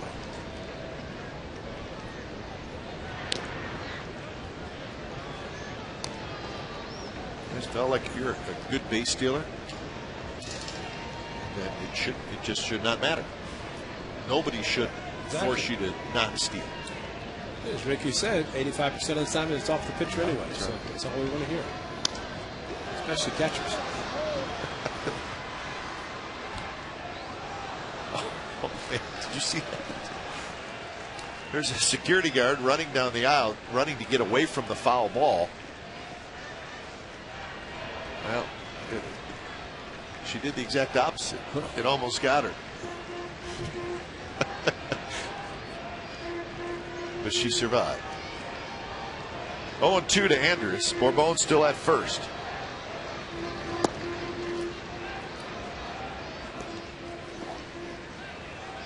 Watch this. Gotta get out of the way, gotta get out of the way. I guess it wasn't as close as it looked. Probably to her it did.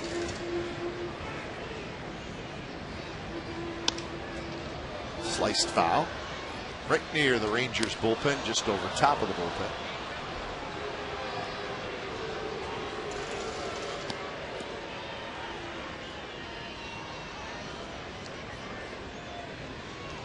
So Andrus hanging in there against Jeff Gray. Andrus is 0 for 3 in the ball game. Reached on an error and scored a run in the 5th.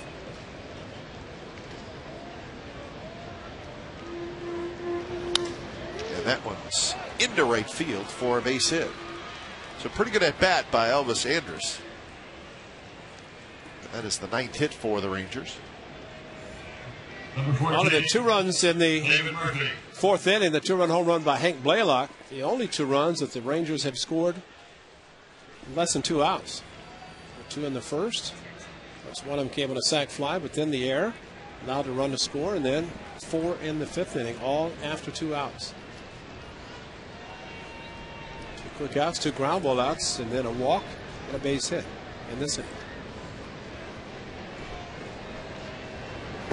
Curveball drops low. 1-0 to David Murphy. Murphy a sacrifice fly in the 1st. Walked and scored a run in the 5th.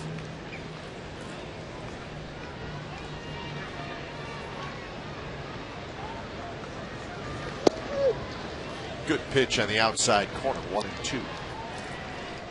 Make it 1-1. It has to be alert. With Mike Riley behind the plate, scoreboard operator. Yeah. He hides his strike call quite well. Kind of pumps his fist out in front of his body.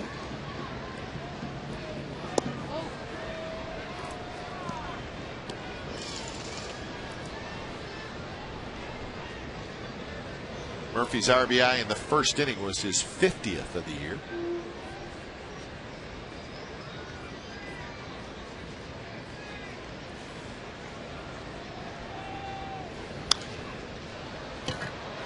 Two and 2 now to Murphy. Marlon Byrd in the on-deck circle.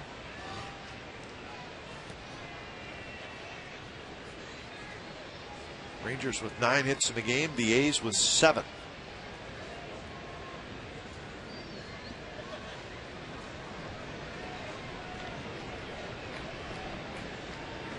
Great speed on the bases for Texas.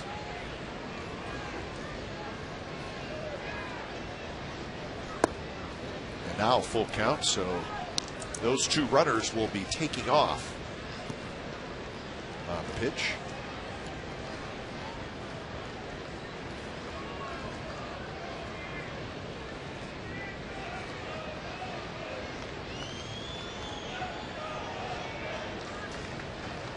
There they go, and it's a base hit to left field. Bourbon will score easily. Andrus stops at second. And that makes it a 9-6 game. So Murphy gets his 2nd RBI of the night. And by taking a 2-2 slider, got a fastball 3-2 and get it to left field. You might think another slider on 3-2, although I'd like to see a pitcher challenge a batter, but in the case of Murphy, who has been very hot, he found the left field hole. So the Rangers answer Patterson's solo home run in the 5th with a run of their own here in the 6th. And now they got 2 on, 2 out for Byrd. Well, this is the type of game you normally see in Arlington. Yep.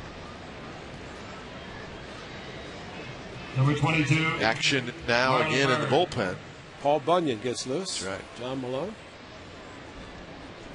2 innings on Sunday, his A's debut.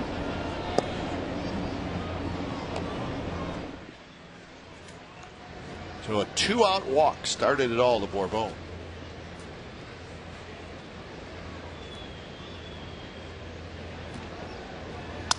Marlon Byrd Up the middle, Ellis on the backhand. Flips to Pennington's side, retired.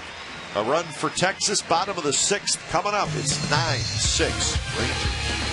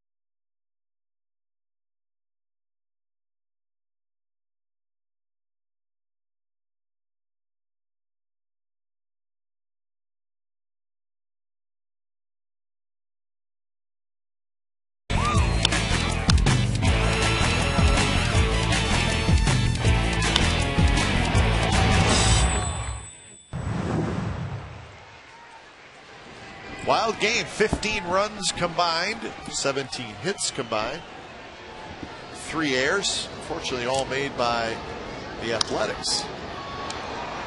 Kurt Suzuki on the first pitch hits one high and into foul territory, and that's the first out as Nelson Cruz takes care of it. So 9-6, bottom of the 6th. Tommy Hunter try to hang around and get a win. He has not thrown a lot of pitches. And really the 4th inning, things just kind of fell apart for him. He scored 5 runs and had 6 hits. Outside of that, he's been pretty good. But the 1 inning, he's did lots of damage. First pitch to Jack Cust is in for a strike. Cust struck out looking in the 2nd and then had an infield single that knocked in a run in the 4th. Kind of a check swing that rolled down the 3rd base line and came with a runner at 3rd.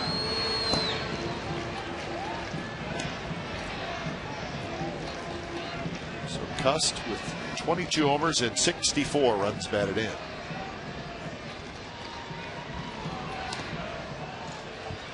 There's another check swing, but a foul ball. So you get a check swing base hit. You have to say it's a lot of luck. Very similar. Jack this time though with the bad angle back, so it ends up being a foul ball. If he'd hit another one towards Davis at 3rd, he'd have had another base hit.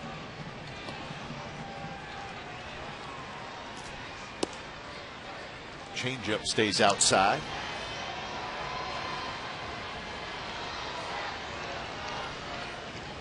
Cotton candy guy went to hot chocolate. He made the move. And I wouldn't think the people that bought the cotton candy would still be buying chocolate. Maybe. I don't know if you'd want to mix those two. I don't know. Hot chocolate, cotton candy. I don't know about that. Final game of the year is Sunday, October the 4th, and it's against the Angels. We only have clinched the division by now. First pitch 105, and 10,000 fans will receive a limited edition A's baseball hat. Brought to you by Verizon Wireless. Get tickets online, OaklandAthletics.com, or call 877-493-BALL.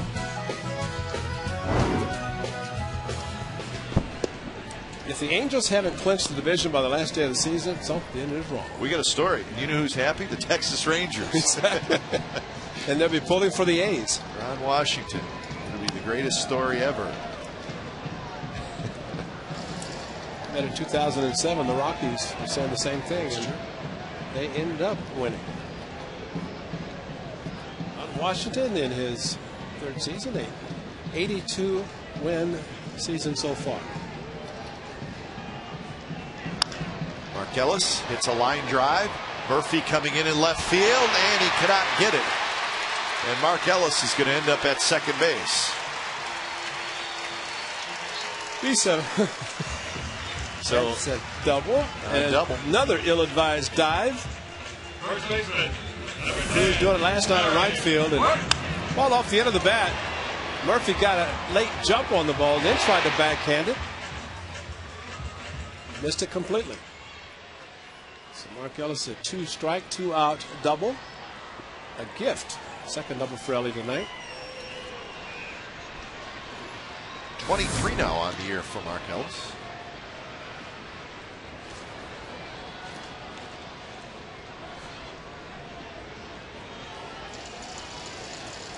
Derek Barton will hit.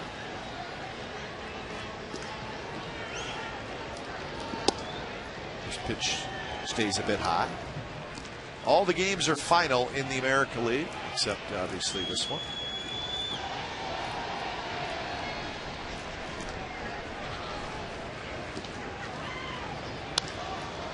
Yankees won and Boston won. The Yankees have clinched a playoff spot. Their magic number to win the East is now down to 5.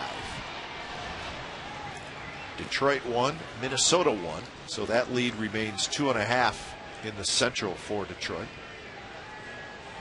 And the Angels lost 3-2 to the Yankees.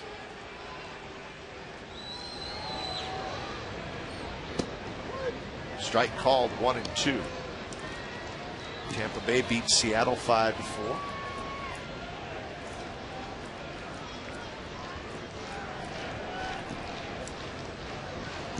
I think the Mariners weren't happy to be traveling to St. Pete middle of September. You could not have a longer flight in Major League Baseball, I don't think. I saw that and talked to Dave Niehaus and said, can you believe it? We've not been to Tampa all year. They go middle of September. I guess Seattle to Miami would be a little bit further, but Seattle to St. Pete. Bounced into right field, a base hit. Marcellus is coming home, and Derek Barton comes through with a 2-out RBI hit. It's 9-7. Telling you, you're going to want to be the team that bats last in this game. Derek Barton, remember the last at bat, got a curveball 0-2, gets another curveball this time 2-2, and hammers it past the diving Blaylock. So a very good job of hitting by Derek Barton, as we talked in our open about how well he's been swinging the bat, and that was a good one. Dustin Nippert is going to be the new pitcher. So Tommy Hunter is out after 5 2/3 innings.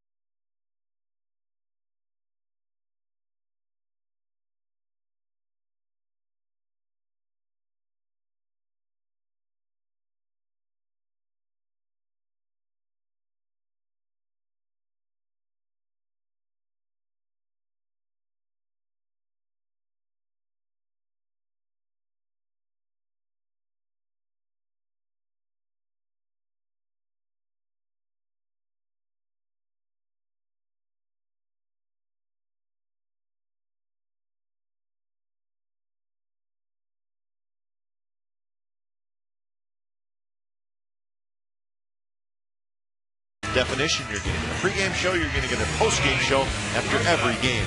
First game is October 3rd, Sharks and Ducks. So new season, new network. Comcast Sportsnet California is the new exclusive home of your San Jose Sharks. That youngster is ready. Sharks jersey, A's hat, Comcast Sportsnet California. Dustin Nipper takes over for Tommy Hunter. 2 outs. Derek Barton at first, a run in to make it a 9-7 game. So Tommy Hunter gives up 9 hits, no walks, 2 strikeouts in 5 2/3 innings.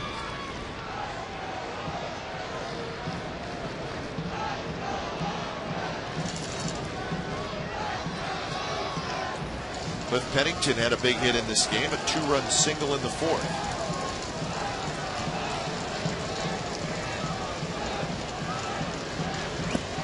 Pitches outside.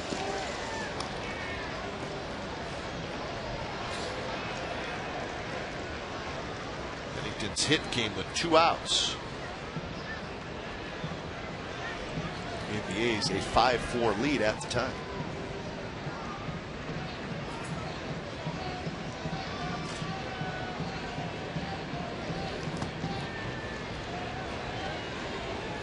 Now to Pennington with Eric Patterson in the on-deck circle.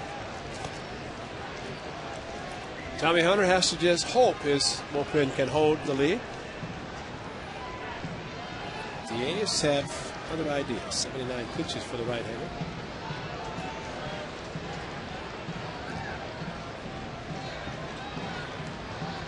Barton dancing around at first. 2-0 pitch is grounded foul down the right field. Even though Hunter leaves with a lead, I think all pitchers have to sit there and say, how can I give up a 2-out hit, run-scoring hit? We've seen it quite a bit tonight. Yes, we have. 3 runs the A's have scored. The 2 that you mentioned with Pennington as Darren O'Day, the submariner, gets loose. But this inning continued. And granted, we'll see what happens. Pennington in this at bat. Remember, if left-hander, left fielder Murphy had not tried to make a diving catch, that's a single. And right now it'd be first and second, maybe first and third, still 2 outs. So ill-advised dives or plays that you don't make that give a team, the hitters, extra at-bats. So it may not go down as an unearned run, but in a sense it is. Sure.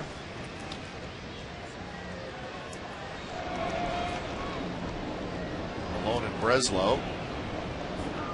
Malone's been down there a while, so he's ready. Breslow, the veteran, I'm sure he knows exactly how many pitches he needs to throw to get ready. Blaylock is the first hitter in the inning, the 7th for the Rangers.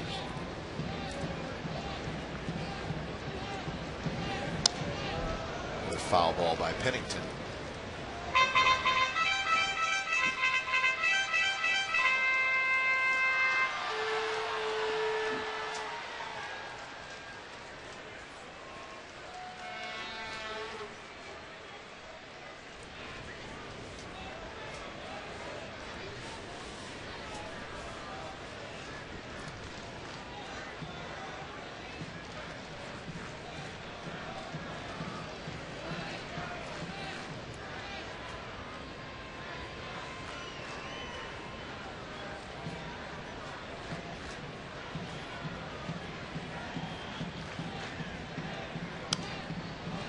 Pennington fouls that one back as well.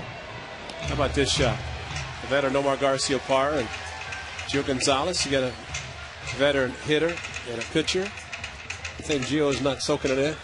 I mean, that's a great learning experience. Young pitcher, veteran hitter, and that's where Nomar has been so great for this club this year, to talk to young players. Situation. I mean, Nomar has been involved in so many different situations that he can probably talk about any aspect of the game. Well, you always think about a young pitcher talking to a veteran pitcher, but well, I tell you what, you could get a lot from a veteran hitter. Well, that's true. And you talk to pitchers, a lot of times they want to pick the brains of hitters. Yeah. And what do you look for in certain situations? How do you deal with certain things? And, of course, that can apply when you're pitching. In this case of Gio, maybe something he'll pick up from Nomar. for Nomar Garciaparra this year, for the first time in his career, to be a role player. It's never happened to him. He's handled it exceptionally well. And really has not played a lot. No, mostly pinched hit or DH'd.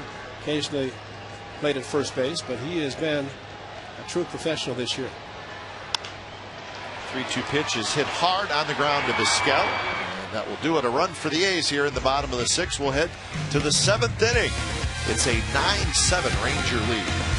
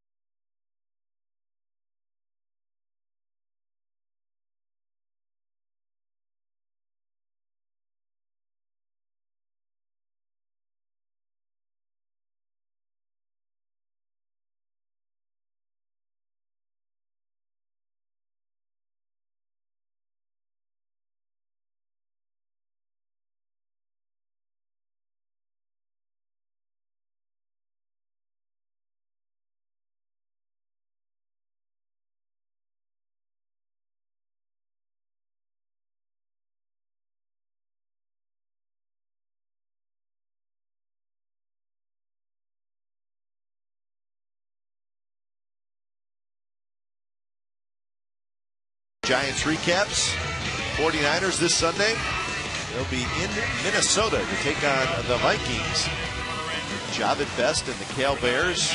A road trip to the University of Oregon. So that'll be a tough game for the Cal Bears. Jeff Tedford. 9-7. Top of the 7th inning.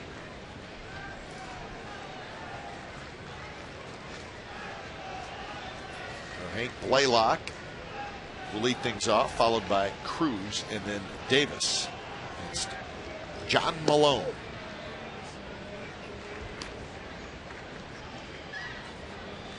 Blaylock has had a huge night. 2 doubles, a home run, 4 RBIs, and 2 runs scored.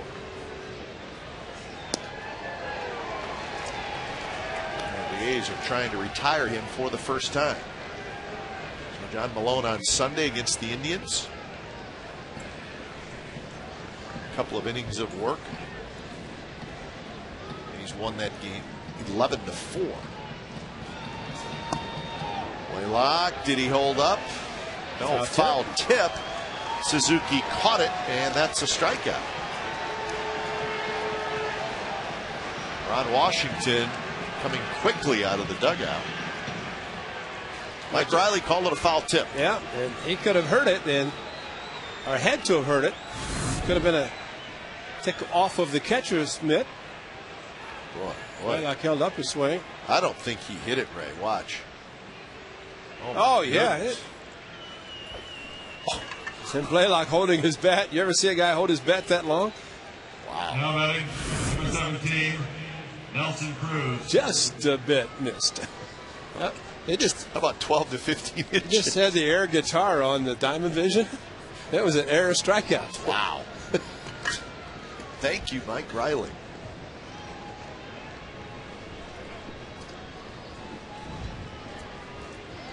So 1 out for Nelson Cruz. On a foul tip, Ray, don't you usually hear something? So, you know, you can hear a catcher's mitt. Yeah. You can tick off of Zook's mitt and sound like it. And of course, it's very hard for an appeal on a foul tip. Ball in the dirt, yes. Check swing, yes. But foul tip, it has to be the home plate umpire.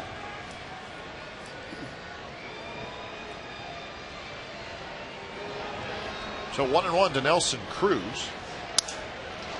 Broken bat. The bat goes toward the A's dugout, into the A's dugout. Davis makes the play. Dana Evelyn.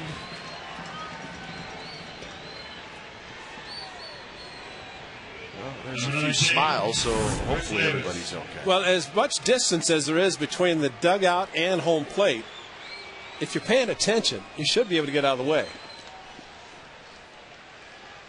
Any other part, at least in the American League, you're much closer. It's a little bit more difficult, but that had some hang time.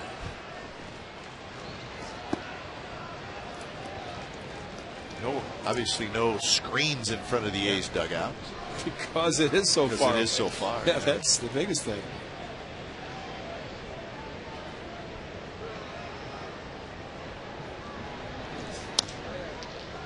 Bouncer just fouled.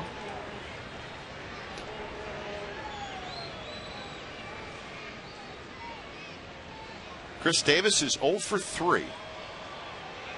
He has grounded out to Mark Ellis 3 times.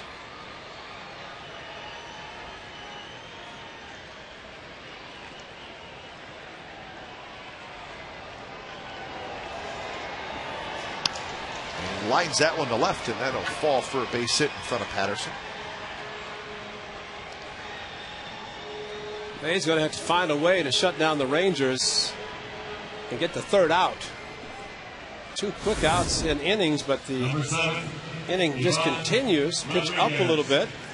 And Davis to the opposite field, and a pitch that was very hittable, the outside part of the plate.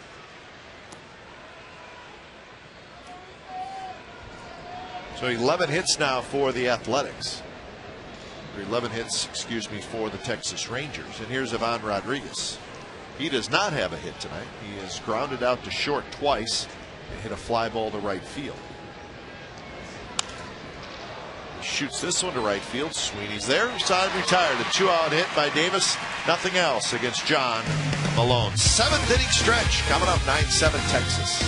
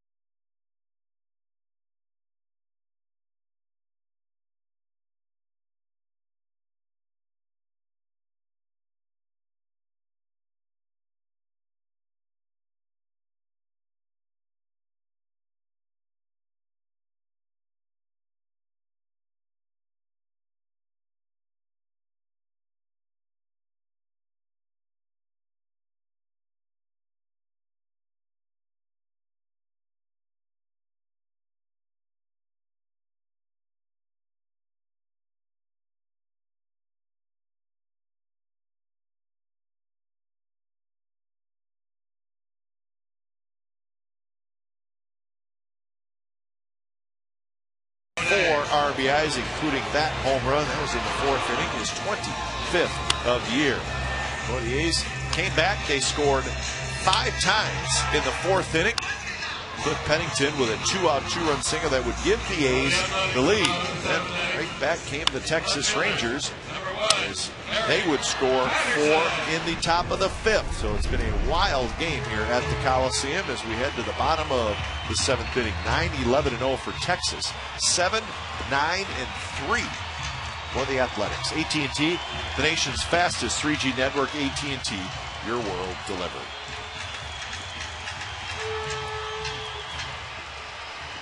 So 9-7, new pitcher for the Texas Rangers. It'll be Darren O'Day.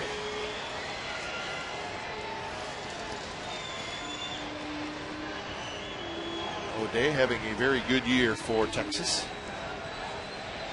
It brings a different look. The little sidewinder, not quite true submarine, but definitely sidearm enough.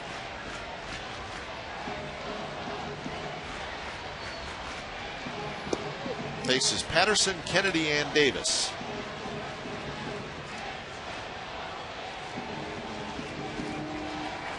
Tommy Hunter went 5 2/3. Dustin Nippert got the one man he faced, and that was Cliff Pennington. And now O'Day.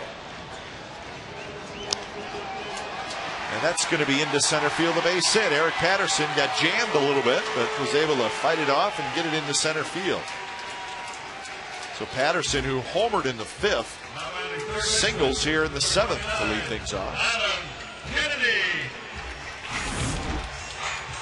The slider, little slurve, frisbee, whatever you want to call it, stayed up, and Patterson hit it.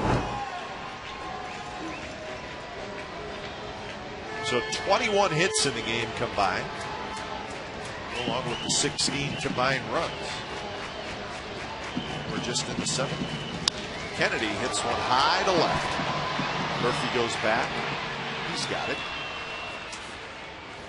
So Adam Kennedy is 0 for 4.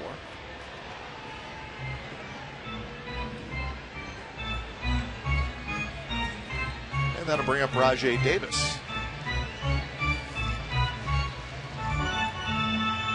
Well, Mike Maddox out after Pudge Rodriguez went out to talk to O'Day. Rajai Davis.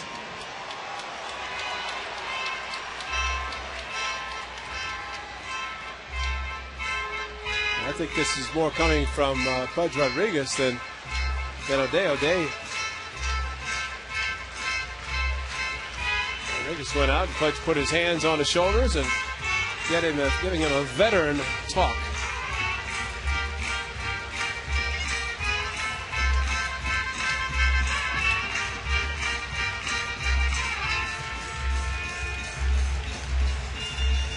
Rajai Davis steps in. He's 1 for 3 in the ball game. Singled and scored in the 4th inning. Davis is also going to fly ball to right field and a pop out to first.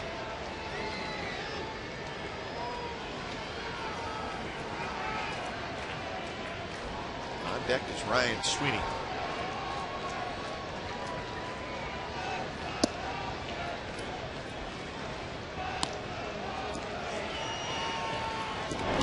Michael Wirtz is up and throwing for the A's.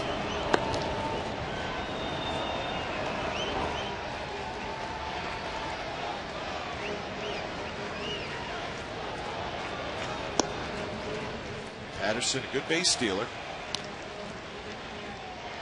So you got speed on the bases and speed in the batter's box for the A's. You hear him? Banjo Man? He's here tonight. You never miss him. He starts fucking. 3-0. Rajai to get on and really have some speed. Sweeney hit a ball just kind of towards the gap and let the road runners go, and just think of Monty Moore calling. Yeah. Beat, beat, beat. And that would fit under that category. That's right. Monty liked the speed of Campy and Billy North.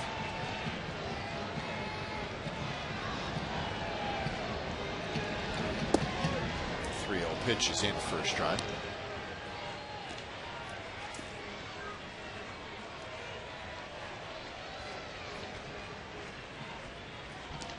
C.J. Wilson, the left-hander, is heating up for the Rangers in their bullpen. Patterson goes, and the pitch is shot to right field. Base hit. Patterson to third, and they're going to wave him home. Here comes the throw. Not in time. Patterson scores all the way from first, and it's 9-8.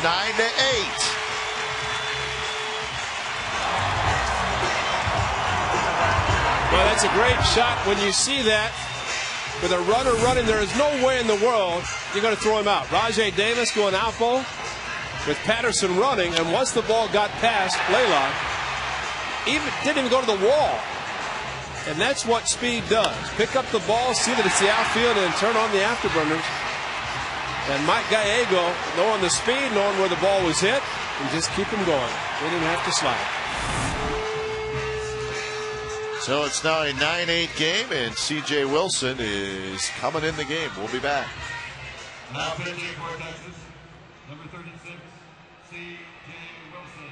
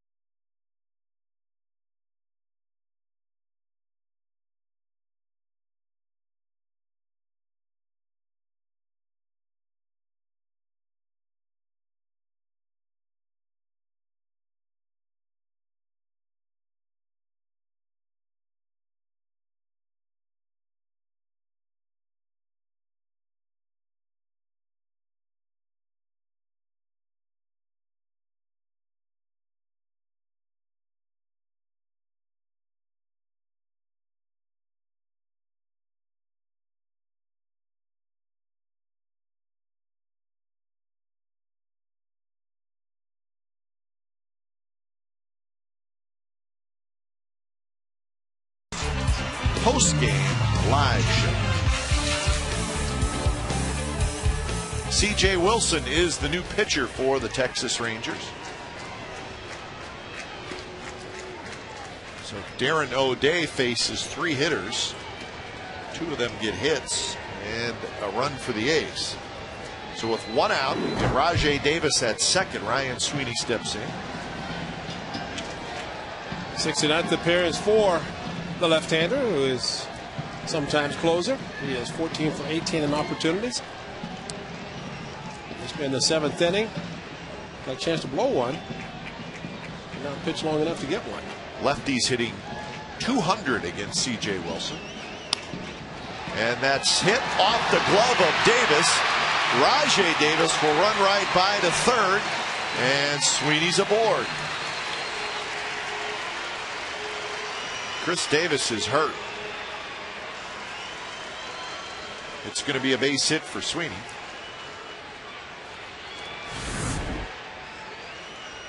If he's looking at his finger, if the ball, it probably, it rolled over on his wrist. And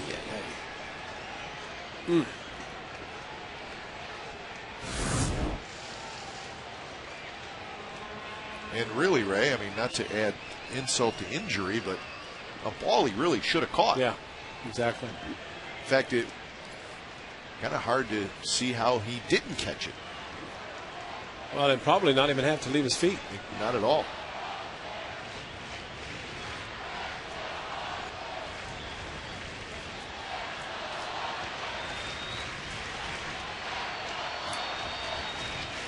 So another really defensive mistake in this game, even though it was ruled a hit. That's a huge play. The A's have first and third, and just 1 out, and Kurt Suzuki is the hitter. And this is a 1-run game. Omar Garcia-Parra has come out into the on-deck circle. That would be Jack Cuss' spot. It looks like Davis is going to stay in the game. Well, they're checking his left index finger. That's the finger that's outside the glove. And what looked like rolling over on his wrist, falling on his wrist, maybe the finger got twisted a little bit. And he's able to stay in the game. So Kurt Suzuki, a base hit in his second at bat. A hard shot to left field. He's not able to score the run or drive in the run. And hit the ball maybe a little bit too hard. How about that note? 6 for 7 with runners in scoring position tonight are the Athletics.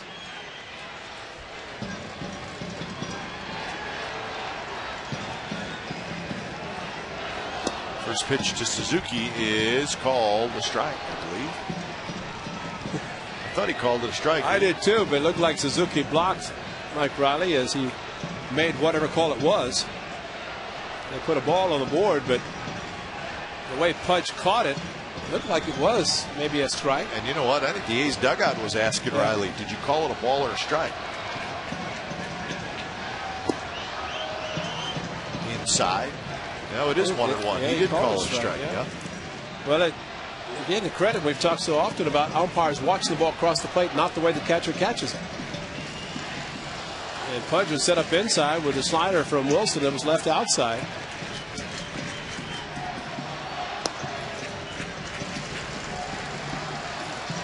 So 2-1 the count. A's a run in and a chance to tie this baby up.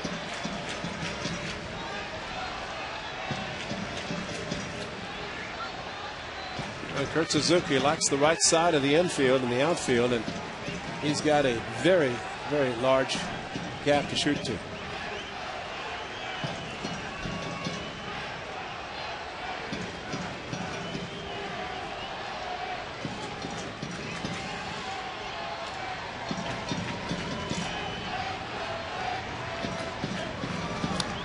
had a good swing and he fouled it straight back. 90-mile-an-hour fastball just up and out over the plate. And a quick pitched him, which pitchers will do that. Step off and then get the sign and let it go quickly.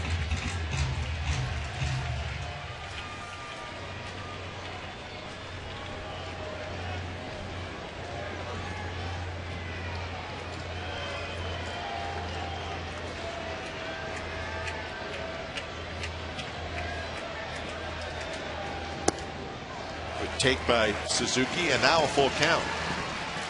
Well, it's a good time to send a runner because you stay out of a double play. Infield playing back 4-2, and nothing else. You just put the runner in motion. Ball's hit on the ground. You can steal a run. They're not able to get Sweeney at second on a ground ball, and then Davis could score. Kurt Suzuki wants to know the sign. He wants to know if Sweeney is running, so he is not surprised if he does take off. Or distracted. You know, just be able to concentrate on the ball. Line drive down the left field line, but foul. The runner was moving.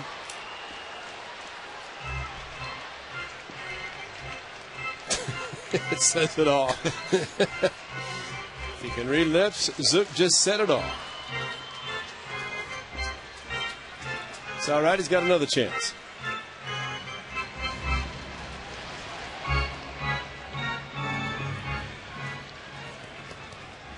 Suzuki with 81 runs batted in.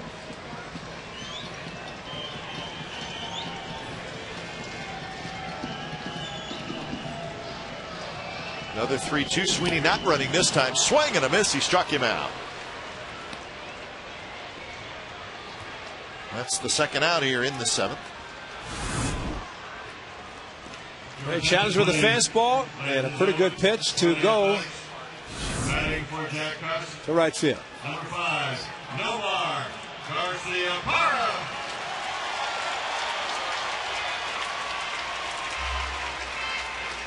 So Garciaparra will hit.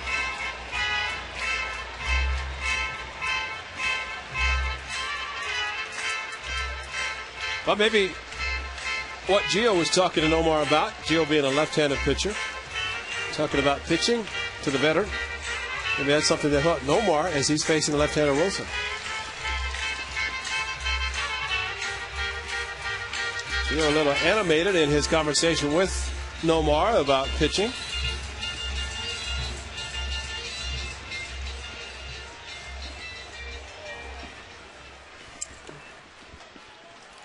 So the A's need a 2-out hit to tie this baby up. Overall, 278 average for Garciaparra. And as we have seen often, he swings a lot of first pitches. Maybe that's what Mike Maddox was talking to Wilson about. And he swung at that one. It was a little bit low. Slider. Former slider, and not surprising. So 0-1 the count.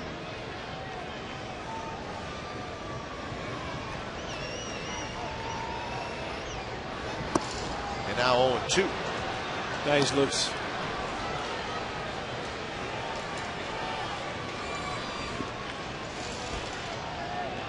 Back-to-back sliders. Throw another one and leave it up in the zone a little bit too much, and I'm going to do what he did to John Lester early in the season, hit a home run. Lays off that one.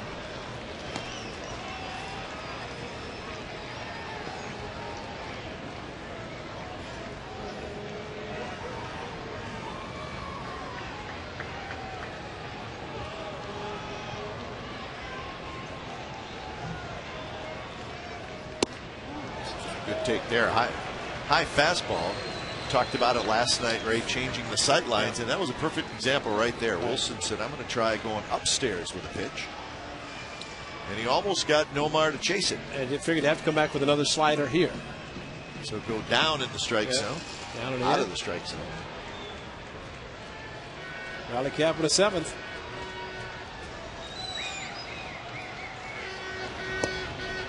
Three and 2. It was 0-2. So that will get Ryan Sweeney off and running on the pitch.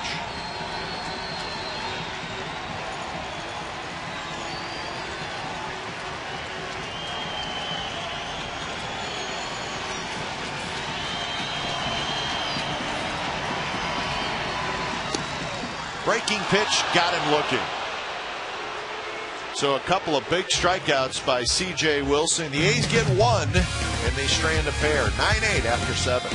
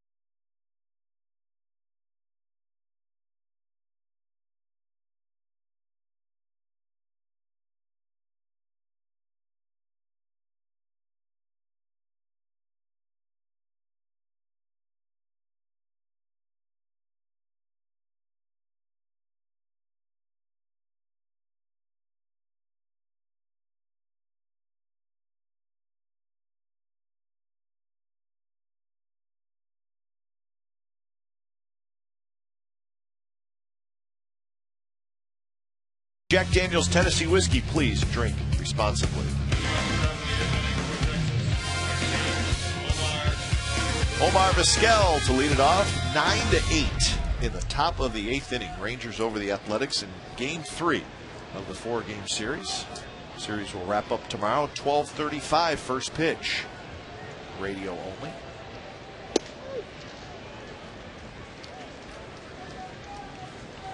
Pitching matchup for tomorrow's series finale, Brett Anderson, Scott Feldman. That's a good one.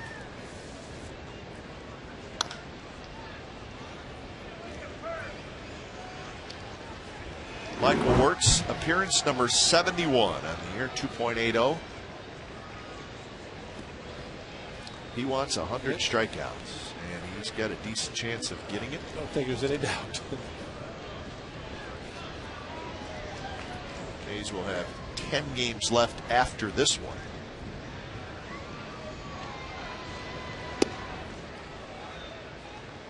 And the way Michael Wirtz has pitched, and the way he has been striking people out really in the second half of the season. He's like a guarantee 1 per inning, and sometimes more than that. 2-2 to Vizquel. Single and a couple of ground outs for Vizquel in the game.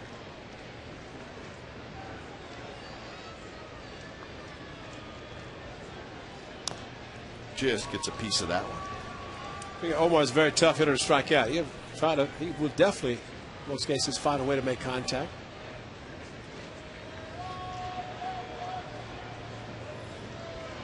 I think a lot of times Michael Wirtz could start a hitter 3-2 and strike him out. See, I throw what looks like a fastball, and bottom drops at him. Little pop up, foul territory, long run for Kennedy, and he's not going to get it. Either is Eric Patterson.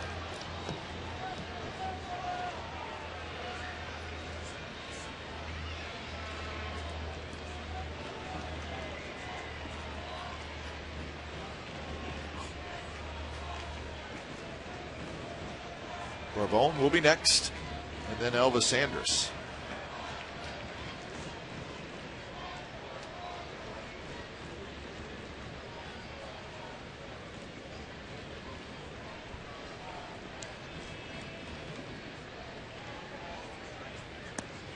So Vizquel lays off that pitch. So 3-2.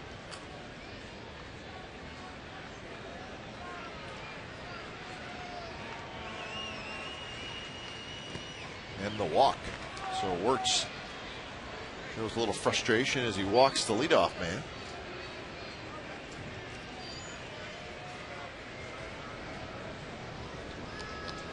And that'll be the 3rd walk issued by A's pitchers tonight. Julio Bourbon will step in. Number 29, Julio Bourbon.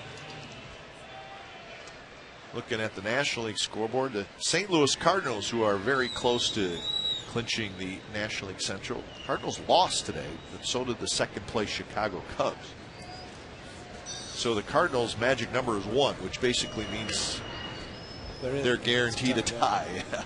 So the Cardinals not officially in yet, but they just need to win 1 more. The Cardinals did not make the playoffs last year. Remember, the Cubs won the division and the Brewers were the wild card team. Kennedy has the bunt. He'll flip to first. Vizquel, a big turn at second base, and now he goes back. Bourbon with the sacrifice. That was another run and bunt. Vizquel once again on the move on the bunt. Takes off, and with Kennedy charging, nobody covering second base, and that's why Vizquel took the aggressive lead, knowing that there was anybody near him. He saw one time play like that. Center fielder came in, was there at second base. Got the run. A good center fielder come racing in, right? A heads up center fielder. It's a long ways to go. I mean, what else are you going to do? Just stand around. You know, nothing's happening in your direction.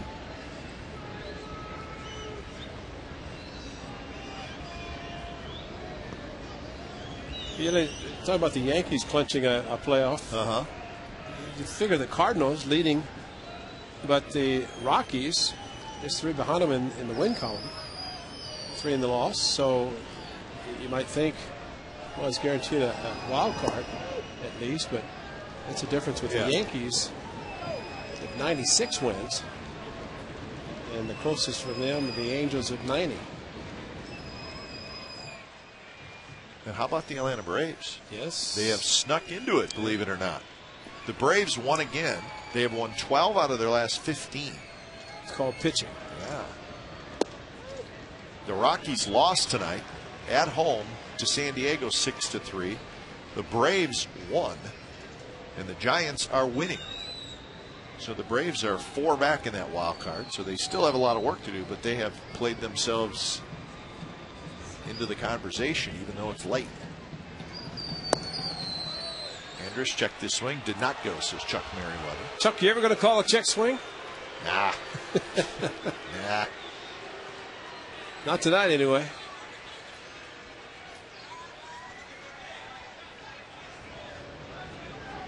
One and 2 to Andrus. Vizquel at second. 2-2 now. He's got to start a little bit closer. That yanked outside. But the Marlins just 4.5 back. Yeah, Marlins the one tonight. Late 7-6 over Philadelphia. So the Rockies still in charge, but they have a little work to do yet. And now 3-2 count to Andrus. Like I said, Brad Lidge blew another one. Well, I saw 6-6. I don't know exactly what happened, but the Marlins won at 7-6. So Howard and Ibanez hit home runs. They already have 4 guys with 30 plus. Howard is 42nd. Lidge did get the loss in that game. Phillies will pound you offensively. They do have a few question marks on the defense or on the bullpen issues. Pennington, a couple steps to his right, throws just in time to get Andrus for the second out. Dan Meyer, the winning pitcher for the Marlins. He's pitched good for them. Yes, he has. Out of the bullpen the whole year for the Marlins. 11th blown save for Lidge. It's 0-8. Wow. Man, And he was perfect last year. what amazing. From wire to wire, perfect.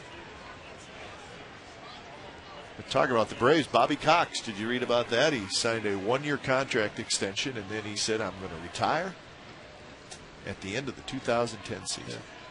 Well, he's been around a long time. Yes, he has. 1990 is when he started with the Braves, but actually he was with the Braves before that, then went to Toronto, and then came back to Atlanta. So Bobby Cox, 1 more year. Kurt Young to talk to Michael Wirtz about Murphy, left-handed, and Bird, the right-hand in the on-deck circle. He's trying to avoid giving up another 2-out run. Bobby Cox and Jim Leyland, the last remaining managers I ever saw, actually wore cleats. That's great, you know, isn't it? managers. I mean, they're Sure. ready to go. They're playing. They want to get the good traction in. Slowly hit. Pennington charges, flips across in time. So Michael Wirtz gets out of the jam, and the Rangers do not score. Bottom of the 8th coming up. Texas 9, the A's 8.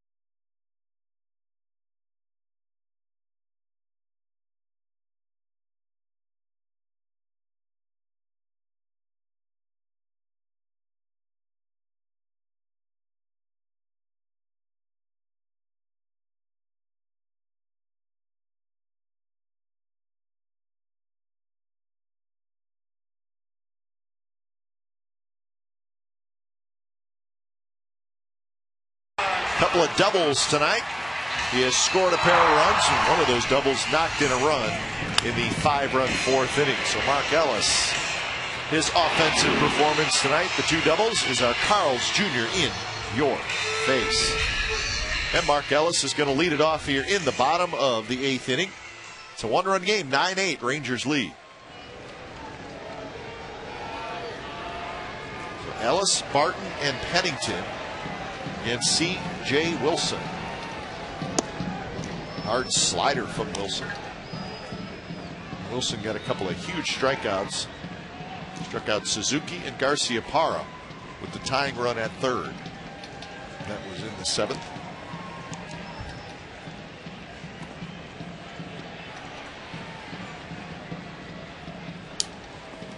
Well, the A's in their 5-run 4th inning had a couple of guys on base, and Derek Barton popped up fouls, and the Bailey gets loose. But Cliff Pennington came through with a big 2-run single. It did not happen last inning when the A's had the tying run at third.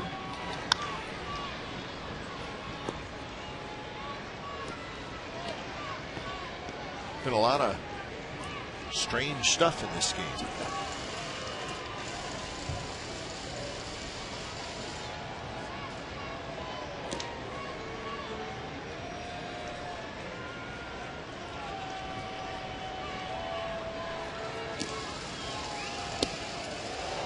Fastball is high to even the count at 2-2.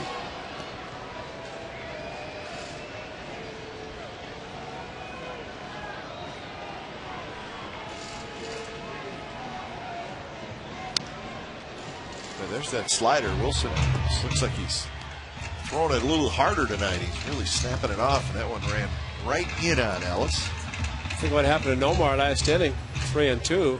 Nomar expecting the slider down and in, and he swung and missed and got one kind of a hanger middle of the plate.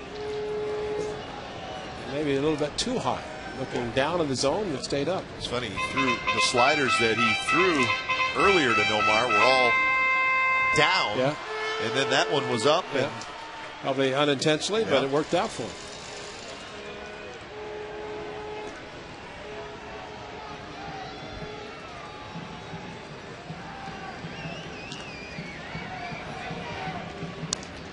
Another foul ball by Ellis. The A's scored 5 in the 4th and 1 in each of the next 3 innings. I'd like to keep at least the picket fence going. 1-1 to tie it. Andrew Bailey would like to see a couple of runs, give the win to Wirtz and a save to Bailey. It's a nice way to finish.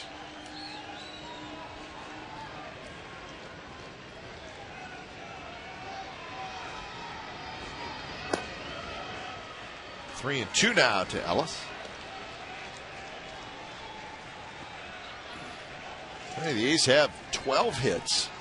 They have 8 runs, but they've only stranded 3.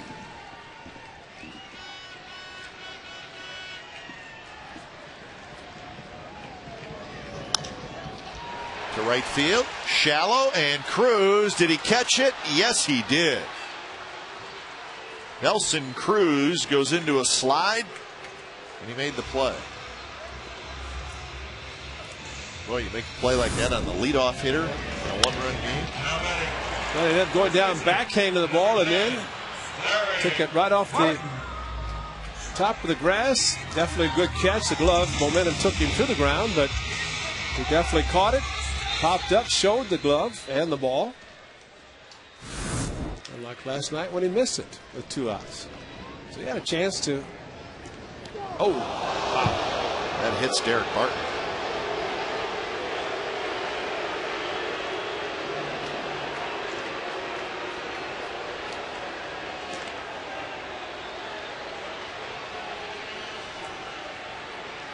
I think just the shock of the location of the ball. Of course, not the fact that it hit Derek Barton, but up around the shoulders. Going right to his head, turned around, got him right above his number. Maybe the in. Shortstop, number 26, Cliff Pennington. You don't want to have a ball come up around your head. No. When you get hit, he did a great job of turning to avoid having the ball hit him in the head. Bad enough that it hit it where it did.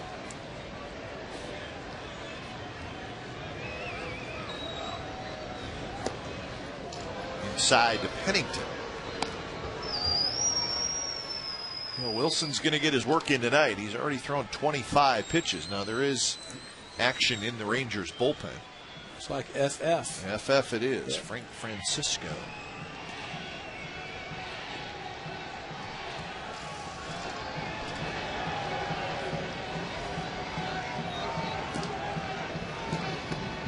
Two and 0.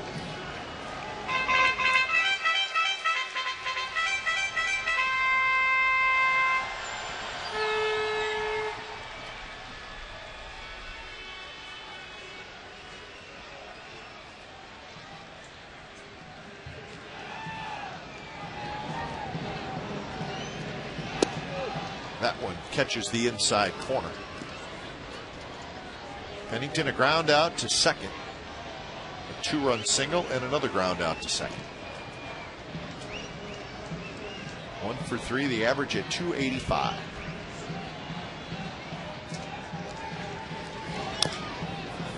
Slowly hit but foul down the third baseline.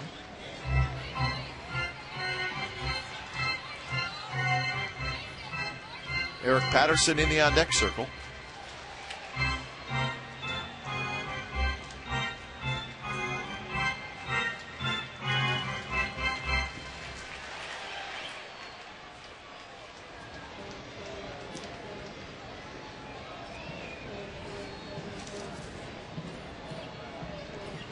Wilson goes for a little walk behind the mound.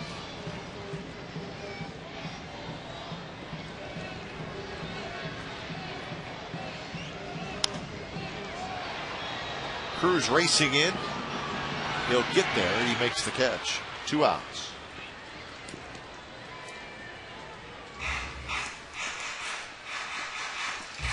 So Eric Patterson will hit. This is what he did in the 5th inning, leading it off.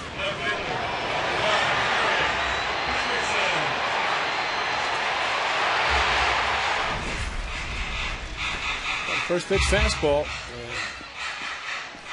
That ball landed. I figured the guy wouldn't be sprinting first base.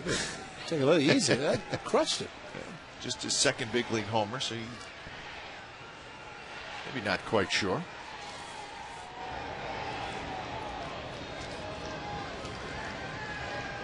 AAA this year, Patterson had 12 home runs in 110 games.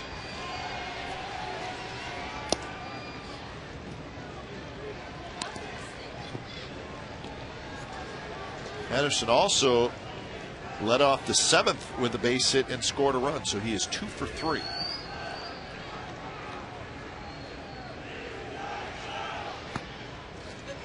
And Wilson again behind in the count, 2-0. Wilson always has that look on his face, whether he hit Derek Barton or he gets a big strikeout. Nothing changed. Nope. It's what you like to see from a reliever, really any pitcher. Don't show any emotion one way or the other.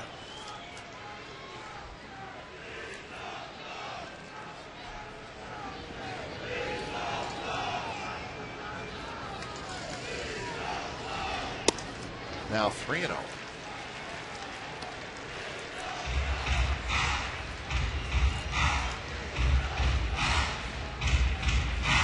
A's with another lefty, Adam Kennedy.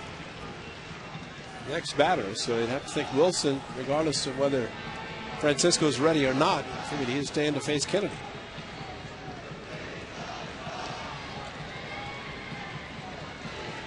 Well, the outfield, even though Patterson hit a ball to right center for a home run, left fielder Murphy is shading him.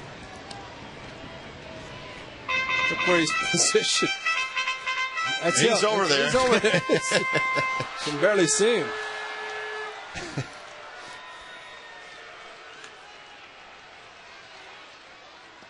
And there's the walk.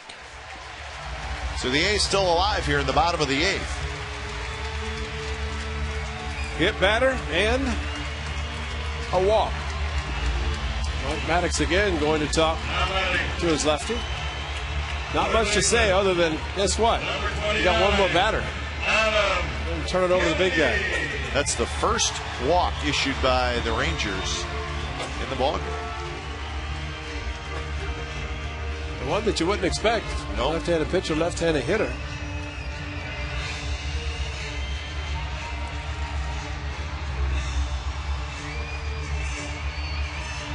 So Maddox trots back to the dugout, and Adam Kennedy is the hitter. 34 pitches so far for Wilson.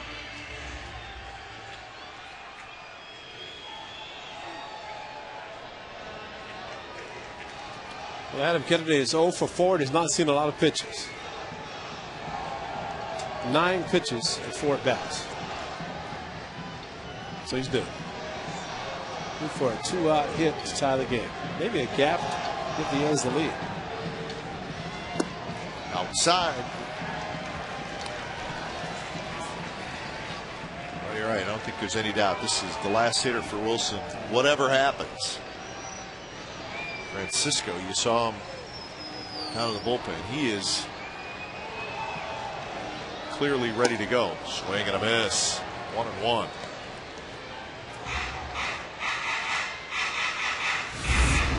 A little bit outside, and outside corner, that is. Not a bad pitch. Pitch that normally would see Adam Kennedy hit the left field or left center, especially against a lefty.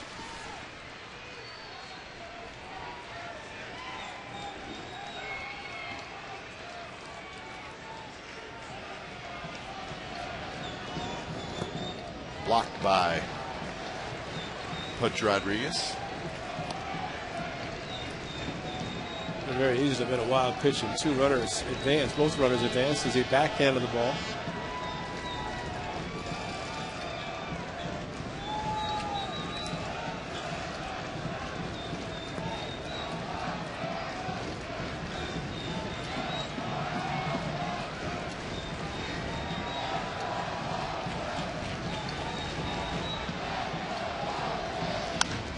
Grounded, fair, but a nice play by Blaylock, and he steps on the bag. So Blaylock saves a run, maybe two, and saves the Rangers' lead. It's 9-8 after 8.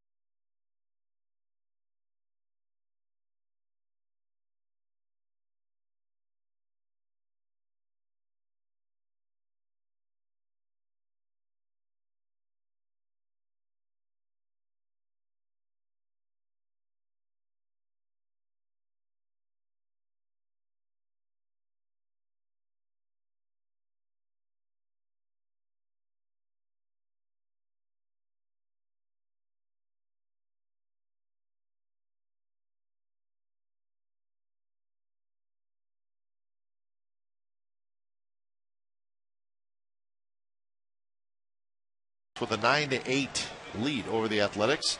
Andrew Bailey comes in, who we hope will be the American League Rookie of the Year. He's going to have some competition, no question about that.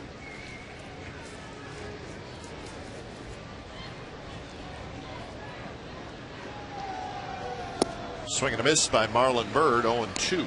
You know, every manager's going to be politicking for his guy. Ron Washington talking about Elvis Andrus. But Andrew Bailey, 25 saves, 6 wins. That's 31. It's a swing. 31 of the A's 72 wins he has been a part of, with the saves and the wins. So, talk to some baseball people, and they feel like Bailey and Andrus are the top 2 candidates. And you can make strong arguments for both, no question.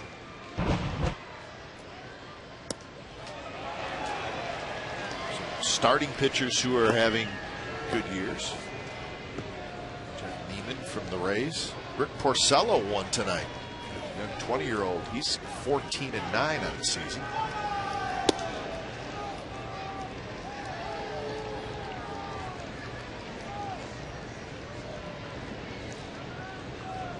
Three hits and 4 RBIs for Blaylock tonight. hanger, and he hits a high pop-up foul. Fan stands up. He's got a glove, and he made the play. And a nice play. A batting glove on his throwing hand. That's Hayes' batting glove, too. Thurman Munson-esque. That's the only catcher that so you can put a batting glove on his throwing hand. 2-2 to Blaylock.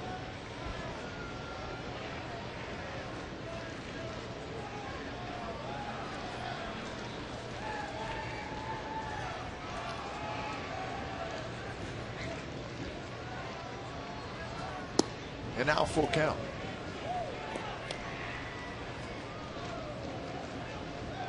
In the bottom of the ninth inning, it'll be Davis, Sweeney, and Suzuki. If anybody gets aboard, Garcia Parra.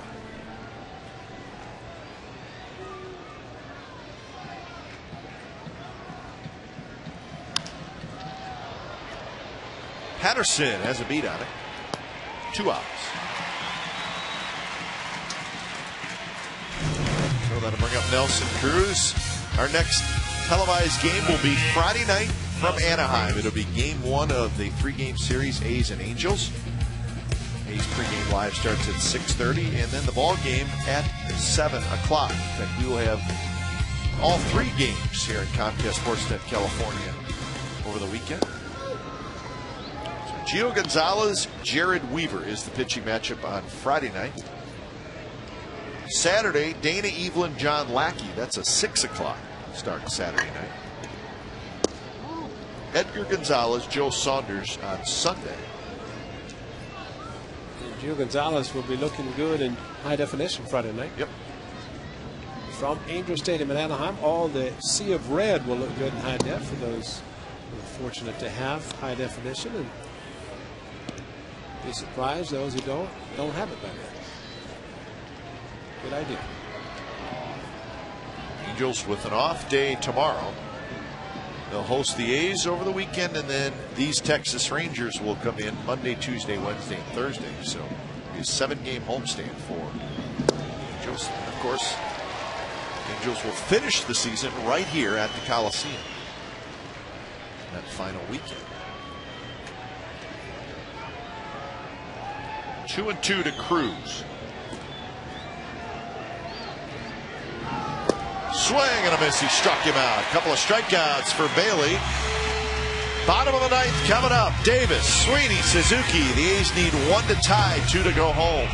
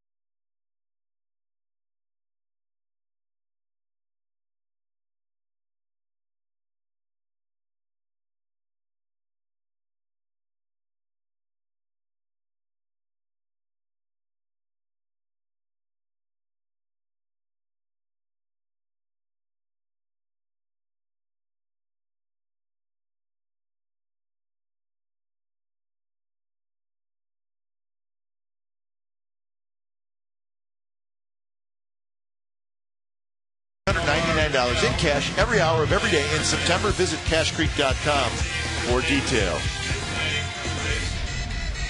Now playing second base, batting in the 5th position. So a 9-8 game, and A's come to bat here in the bottom of the 9th inning. They will face the closer for the Rangers, Frank Francisco. Francisco with 23 saves on the season.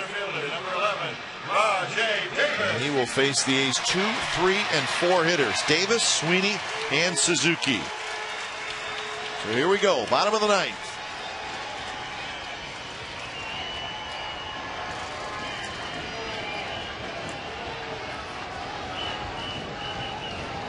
Rajai Davis is 2 for 4. A single, a double, and an RBI. First pitch up and in. Davis has also scored a run. Some changes for the Rangers. Omar Vizquel is now at third base.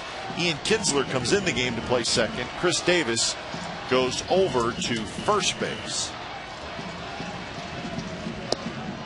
So Vizquel at third, Andrus at short, Kinsler at second, Davis at first. 3 blown saves for Francisco this year.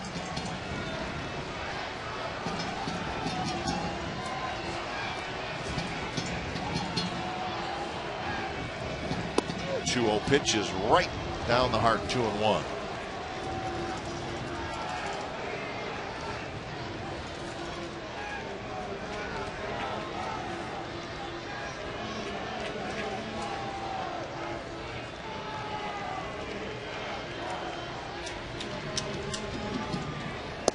Outside corner, strike 2 called, 2-2. Got to bet a couple of takes for Rajai Davis. He's a good 2-strike hitter. That's where he stands right now. A lot of times starts the at bat and 2-strike approach. Setting up outside, and a swing and a miss by Davis on the fastball. It actually ran to the inside part of the plate. Either way, Davis strikes out to lead off the bottom of the ninth inning. Number 15, Ryan. Pudge Rodriguez staying outside, even though it did run back. They mentioned that Rajai flat-footed, just no stride, trying to make contact, trying to hit the ball to right field. Ryan Sweeney steps in. Outside corner, strike to Sweeney. Ryan Sweeney, like Rajai Davis, 2 for 4. He also has a single and a double. RBI and a run scored.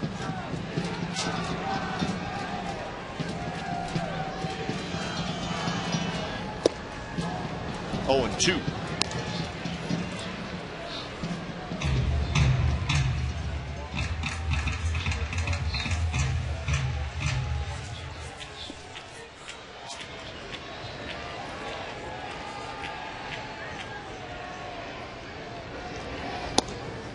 Fastball at 95 is inside to Sweeney.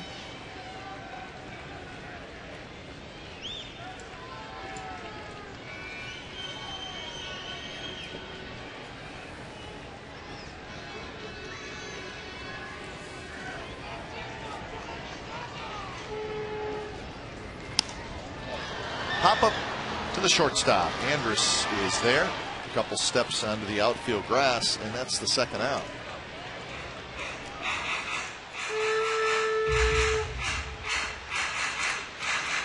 So Kurt Suzuki walks up. Number 8, Kurt Suzuki.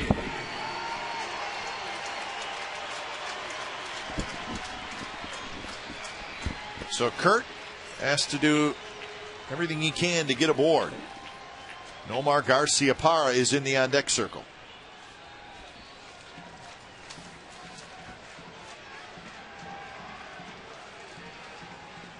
Suzuki 1 for 4, and the first pitch drops a little bit low. Suzuki singled and scored in the 4th inning. He has also grounded out, a fly ball to right field, and struck out swinging.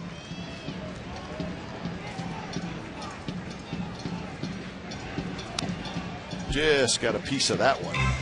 The count 1-1.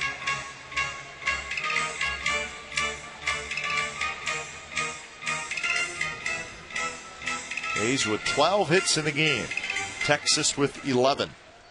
A's have stranded 5. But the costly number on the board is the 3 spot in the air column.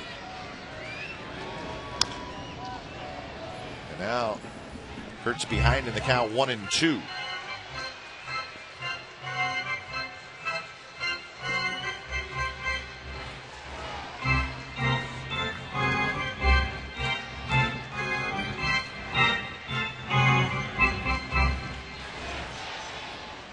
Rodriguez make sure that he and Frank Francisco on the same page.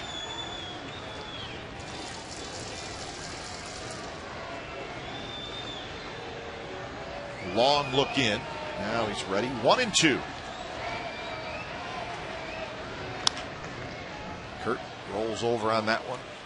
Hanging in there. He's got to get the split, so he's got to stand back. Trying to put the ball in play, trying to get on base.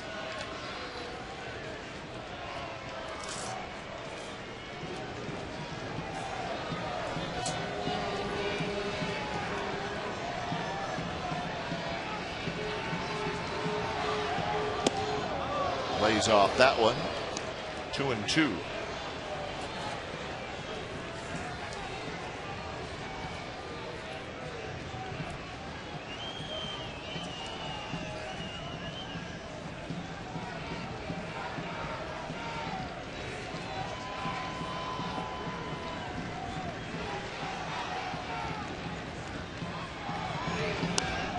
Another foul ball and another splitter. Yep. But an off-speed splitter. Moscow really kind of floated the ball up. 81 miles per hour. He just didn't really throw it like he normally would to try to get a hitter to swing and miss.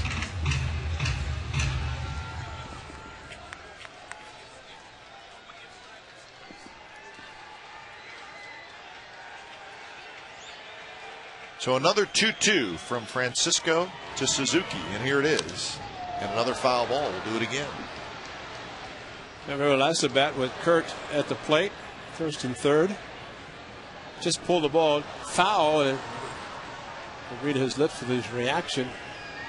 Nobody thought he was going to strike out on the next pitch, but that's maybe why he was upset, because he just missed hitting a double down the line. Probably would have played it too.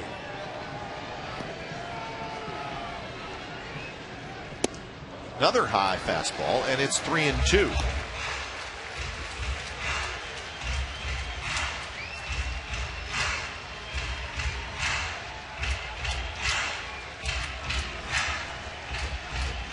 He'd like to get another opportunity, Nomar would.